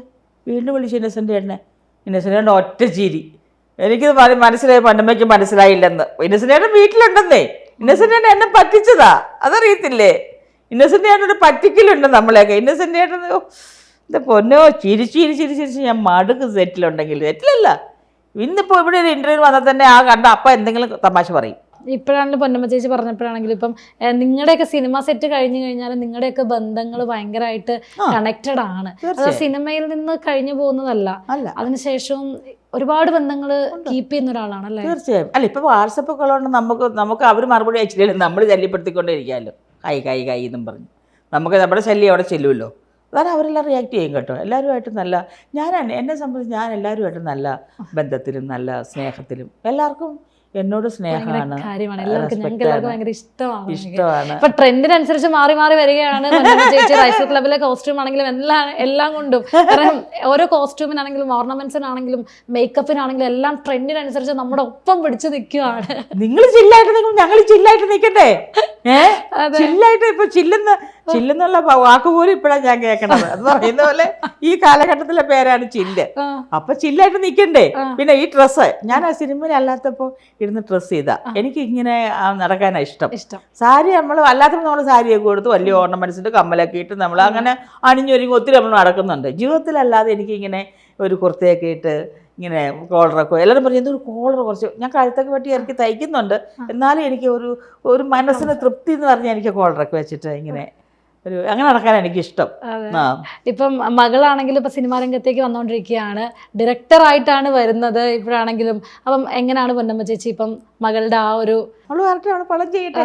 അവള് ഓസ്ട്രേലിയയിൽ അവളിപ്പം റീജിയണൽ ഓഫീസറായിട്ട് വേൾപൂൾ എന്ന് പറഞ്ഞിട്ടൊരു അത് ഭയങ്കര ഇതായി. അതെന്ന് വെച്ചാൽ അവള് ഞാൻ അവിടെ റീജിയണൽ ഓഫീസറായിട്ട് വർക്ക് ചെയ്യുന്നു. അവൾ 4 വർഷം അവിടെ പോയി പഠിച്ച് സിനിമ പഠിച്ച് അതിൻ്റെ എല്ലാം ഇപ്പോൾ എഡിറ്റിംഗ് ആയാലും കളറിങ് എല്ലാം അവൾ പഠിച്ചതിന് ശേഷമാണ് അവൾ സ്വന്തമായിട്ട് അവൾ തന്നെ അവർ ഭാര്യയും ഹസ്ബൻഡോടെ പ്രൊഡ്യൂസ് ചെയ്ത് വേൾപൂൾ അവൾ ഇറക്കി. ഞാൻ ചിന്തിച്ചതിൽ അപ്പുറമായിരുന്നു അവൾ ചെയ്ത് വെച്ചിരിക്കുന്നത്. അത് പിന്നെ ജോഷി സാറിനെ കാണിക്കുകയും പിന്നെ നമ്മൾ CB മലയിൽ നമ്മളൊരു 5th ഒരു ഷോ വെച്ചിട്ട് നമ്മളെല്ലാവരും ഭയങ്കര അഭിപ്രായം പറഞ്ഞു. പിന്നെ നമ്മൾ ഫെസ്റ്റിവലിന് അയക്കാൻ ഒരാളെ നമ്മൾ ഏൽപ്പിച്ചു. ഫെസ്റ്റിവൽ റണ്ണിങ് ആയിപ്പോൾ അത് റിലീസായിട്ടില്ല. പിന്നെ അനുരാഗ് കശ്യപ് സാറ് കണ്ടു. സാറ് ഭയങ്കരമായിട്ട് അവളെ അപ്രിഷ്യേറ്റ് ചെയ്തു. അപ്പോൾ അതൊക്കെ ഭയങ്കര ഒരു സന്തോഷമുള്ള കാര്യമായിരുന്നു. അതിനുശേഷമാണ് ഇറ്റലിയിലെ നോട്ടോ ഫിലിം ഫെസ്റ്റിവലിൽ ഇൻ്റർനാഷണൽ ഫിലിം ഫെസ്റ്റിവൽ സെലക്ഷനായി. അവിടുന്ന് ഫൈനലിസ്റ്റ് ഡയറക്ഷൻ വിഭാഗത്തിൽ വരെ അവളുണ്ടായിരുന്നു. അതിനുശേഷം വീണ്ടും അത് Kolkata film international festival selection കിട്ടി. അവിടെയാണ് അത് ഭയങ്കര ഹൈപ്പായി. കാരണം വെച്ചാൽ അവിടെ എന്ന് പറഞ്ഞാൽ ഇൻ്റർനാഷണൽ ലെവലിലുള്ള ഭയങ്കര എല്ലാ ഡയറക്ടേഴ്സും അവിടെ ഉണ്ട്. അവരുമായിട്ട് നല്ല ബന്ധങ്ങളും പിന്നെ അതിനെല്ലാം അവിടെ ഒരു സംസാരമായി. പ്രത്യേകിച്ച് അവിടെ ഒരു മലയാളിയല്ലേ, അവിടെ ഇംഗ്ലീഷായി മലയാളിയെ സംബന്ധിച്ച് അവളൊരു മലയാളി കുട്ടി ഒരു ഇംഗ്ലീഷ് മൂവി, അത് ഹോളിവുഡ് മൂവി ഓസ്ട്രേലിയൻ ഇംഗ്ലീഷുകാരെ വെച്ച് അവൾ ചെയ്യിപ്പിച്ചിരിക്കുന്നത്. അവൾ തന്നെ സ്ക്രിപ്റ്റും അവൾ തന്നെ ഡയറക്ഷനും. അപ്പോൾ അത് അവിടെ ഭയങ്കര ഒരു സംസാരം വന്നു. പിന്നെ അതുതന്നെയല്ല അവിടെയുള്ള ആൾക്കാരുകളെല്ലാം അവളെ ഭയങ്കരമായിട്ട് അപ്രിഷ്യേറ്റ് ചെയ്തു. എല്ലാ പ്രസ് മീറ്റിലും അവൾ ഇതിനെ എല്ലാവരും ഇരിക്കുമ്പം മോളെല്ലാം വന്ന് അതിനകത്ത് വന്നിരുന്ന് അവരോടൊപ്പം ഇരുന്ന് സംസാരിച്ചു. ഒരു നല്ലൊരു ബന്ധം, നല്ല കണക്ഷൻസ് എന്ന് പറയത്തില്ലേ, നല്ല മറ്റേ അത് റൊമേനിയ, ഇറ്റലി, പിന്നെ USA, ഇങ്ങനെ പല ദേശത്തുള്ള ആൾക്കാർ, പല സ്ഥലം സ്റ്റേറ്റ് ഇതിലുള്ള ആൾക്കാരുകളായിരുന്നു അവിടെ വന്നിരുന്നവർ. അപ്പോൾ എല്ലാവരുമായിട്ടും ഒരു ഡയറക്ഷൻ വിഭാഗത്തിലുള്ള ആൾക്കാർ, അല്ലാതെ ആൾക്കാർ ഒക്കെ ആയിട്ട് ഭയങ്കര അത് നല്ലൊരു ഇതായി, ഭയങ്കര വാർത്തയായി അവിടെ. ഇപ്പം പൊന്നമ്മ ചേച്ചി ആണെങ്കിലും ഇപ്പം റൈഫിൾ ക്ലബ്ബ് ഇറങ്ങിയപ്പോൾ നമ്മൾ കണ്ടു ഇപ്പം ഹനുമാൻ കൈൻഡിൻ്റെ ആ ഒരു പാട്ടുകളും അല്ലെങ്കിൽ ആ ഒരു പ്രൊമോഷനൊക്കെ ആണെങ്കിലും അങ്ങനെയൊക്കെയാണ്, കോളേജുകളിൽ പോകുന്നു, അങ്ങനെയൊക്കെയുള്ള പ്രൊമോഷൻ രീതികളിലേക്കൊക്കെ മാറി മൊത്തം ട്രെൻഡിലേക്ക് വന്നിരിക്കുകയാണ്. ഇനി ഏതൊക്കെയാണ് ഫ്യൂച്ചർ പ്രൊജക്ട്സ് വരുന്നത് പൊന്നമ്മ ചേച്ചി? അല്ല, ഞാനിപ്പോൾ ഒരു പടം ഊടും പാവം എന്ന് പറഞ്ഞൊരു അവാർഡ് മൂവി പോലത്തെ ഒരു പടം ചെയ്തു, അത് ഒരു പടം ചെയ്തു. ഇനിയിപ്പോൾ ചെയ്യാൻ പോകുന്നത് ആ പടത്തിൻ്റെ പേര് ഞാൻ ചോദിച്ചില്ല സത്യം പറഞ്ഞാൽ കേട്ടോ, ഒരു പടം പുതിയത്. പിന്നെ ഇപ്പോൾ ഒരു പടം ഞാൻ ചെയ്യുന്നത് അന്നമ്മയും മക്കളും എന്നും പറഞ്ഞിട്ടൊരു മൂവിയാണ് ചെയ്യുന്നത്. അതൊക്കെ നേരത്തെ ഈ റൈഫിൾ ക്ലബ്ബ് ഇറങ്ങുന്നതിന് മുന്നേ ഞാൻ കമ്മിറ്റ് ചെയ്ത പടങ്ങളാണ്. ഞാൻ നോക്കിയും കണ്ടുമൊക്കെ പടം സെലക്ട് ചെയ്യുന്ന ഒരാളാണ്. നല്ല കഥാപാത്രം ഈ വാരി വലിച്ചുകൾ ചെയ്യാതെ എനിക്ക് ചെയ്യാനുള്ള കഥ അതിനകത്തുണ്ടോ പെർഫോം ചെയ്യാൻ. ഇപ്പോൾ ഒരു പടം എന്നെ ഇന്ന് വിളിച്ചിട്ടുണ്ടായിരുന്നു, ഒരു ഉർവശിയാണ്, തങ്കമ്മ എന്ന കണ്ട പേരിട്ടേക്കുന്നത്. അതിപ്പോൾ അവർ അനൗൺസ് ചെയ്തിട്ടില്ല. ആ ഒരു പടത്തിലോട്ട് വേണ്ടിയിട്ട് എന്നെ എൻ്റെ കഥാപാത്രം എനിക്ക് സംസാരിക്കാൻ നേരില്ലാത്തതുകൊണ്ട് അവർ വോയിസ് മെസ്സേജ് ഇങ്ങനെ ഇട്ടുകൊണ്ടേയിരുന്നു. അതിനകത്ത് കഥാപാത്രങ്ങൾ ഇങ്ങനെയാണ് അതിൻ്റെ സ്വഭാവം എന്നൊക്കെ പറഞ്ഞിട്ട് അങ്ങനെ അത് ഞാൻ അങ്ങനെ ഒരു പടം. ഞങ്ങൾക്ക് ഇനി റൈഫിൾ ക്ലബിലത്തെ പോലെ കുറച്ച് ക്യാരക്ടേഴ്സ് കൂടെ ഞങ്ങൾക്ക് വേണം. ഇനിയിപ്പോൾ ആൾക്കാർ എന്നാ വെടിയുണ്ടോ, വെടി വെക്കുന്നുണ്ടോ എന്നുള്ള രീതിയിലാണ് ആൾക്കാർ. അല്ല, തോക്കെടുക്കാമല്ലോ ഇനിയിപ്പോൾ ഞാൻ തോക്കെടുത്തില്ല എന്നുള്ളത് വേണ്ടല്ലോ. അത് ഞാൻ എടുക്കാത്തൊരു ഒരു വയസ്സമായിരുന്നു. ഇനി എനിക്ക് മനസ്സിലായി, ഇനി മുതൽ എനിക്ക് തോക്കെടുക്കാം. നേരത്തെ എടുക്കേണ്ടതാണ്. അതെ, പക്ഷേ കാര്യം തോക്കെടുക്കാൻ ഞാൻ നമ്മൾ തോക്ക് മാത്രമല്ല, അത് വെടി പൊട്ടിക്കാനും അതൊന്ന് പിടിച്ച് നീക്കുക. അതെങ്ങനെയാ, അതിന് നല്ല വെയിറ്റ്, ചെറുതാൽ അതിന് വെയിറ്റ് ഉണ്ട്. വലിയ തോക്കിന് ഭയങ്കര വെയിറ്റാണ്, ചെറുതാളാണ് നല്ല വെയിറ്റുള്ള തോക്കാണ്. പക്ഷെ അതിൻ്റെ ആ സാധനം പിടിച്ച് ആ ഉന്നം നോക്കി വെടി വെക്കാന്ന് പറഞ്ഞാൽ അത് വെടി വെക്കാം നമുക്ക്. പക്ഷെ ഇത് വലിയ ശബ്ദം വന്നേ, ഈ ശബ്ദം കേട്ടപ്പോൾ നമ്മൾ ഞെട്ടു ആദ്യം. അതാണ് രസം. നമ്മളൊക്കെ ആദ്യം ഒരുപാട് ഞെട്ടിട്ടാ ഞെട്ടാതെ വെടി വെച്ചേ. അതെ, ഞാനൊക്കെ ഒരു 19 പ്രാവശ്യം ഞെട്ടി ഇതിൻ്റെ ഒച്ച കൊണ്ട്. പിന്നെ ഷോട്ടവധിക്കും ഞെട്ടാൻ പാടില്ല. ആ ഞെട്ടൽ വരുത്താൻ വേണ്ടി പറ്റാം. മനസ്സിൽ എല്ലാ ദൈവങ്ങളെയും വിളിച്ചിരിക്കുക, ദൈവമേ ഞാൻ ഞെട്ടിപ്പോവല്ലേ, ഞാൻ ഞെട്ടല്ലേ എന്ന് ചേട്ടാ ഞാൻ ഷോട്ട് എടുക്കുന്നത്. എങ്ങനെയാണല്ലോ എനിക്ക് തോന്നുന്നത്, ചേച്ചിയുടെ പറയുമ്പോഴാണെങ്കിലും ഭയങ്കര എൻജോയ് ചെയ്ത ഫിലിമാണ് റൈഫിൾ ക്ലബ്ബ്. ആ ഒരു തീർച്ചയായും എനിക്ക് ആഷിഖിനോടാണ് എനിക്ക് നന്ദി പറയുന്നത്. പിന്നെ ആഷിഖും പിന്നെ ശ്യാം പുഷ്കർ, ദിലീഷ് നായർ, സുഹാസ്, ഷരഫിൻ്റെ പേര് എപ്പോഴും ഞാൻ വിട്ടുപോകും. എല്ലാം ഇവരുടെ 3 പേര് പറയും, ഷരഫിൻ്റെ പേര് ഞാൻ വിട്ടുപോയി എപ്പോഴും. ഷരഫു ഇവരെല്ലാം ഞങ്ങളെന്ന് പറഞ്ഞാൽ ഞങ്ങൾ അതിനകത്ത് തന്നെ ആർക്കും ഒരു ഈഗോ അല്ല, ഞങ്ങളെല്ലാം ഒരു കുടുംബം പോലെയായിരുന്നു അവിടെ. കുടുംബം പോലെ ആ സ്നേഹം നമ്മുടെ മനസ്സ് നിറഞ്ഞിങ്ങനെ നിൽക്കുക അവരുടെ ഉള്ള. ഞങ്ങൾക്ക് എല്ലാവർക്കും ഒരുപാട് ഇഷ്ടമാണെന്ന് ഒരിക്കലൂടെ ഞാൻ പറയുകയാണ് പൊന്നമ്മ ചേച്ചീനെ. അപ്പോൾ ഇതുപോലുള്ള കഥാപാത്രങ്ങളായിട്ട് ഇനിയും ഞങ്ങളിലേക്ക് വരിക. എല്ലാവിധ ആശംസകളും നേരുന്നു. താങ്ക് യു, ഒരുപാട് നന്ദി. Thank you so much. ഒരുമയുടെ നാടൻ സെലിബ്രേഷൻ സാറാസ്.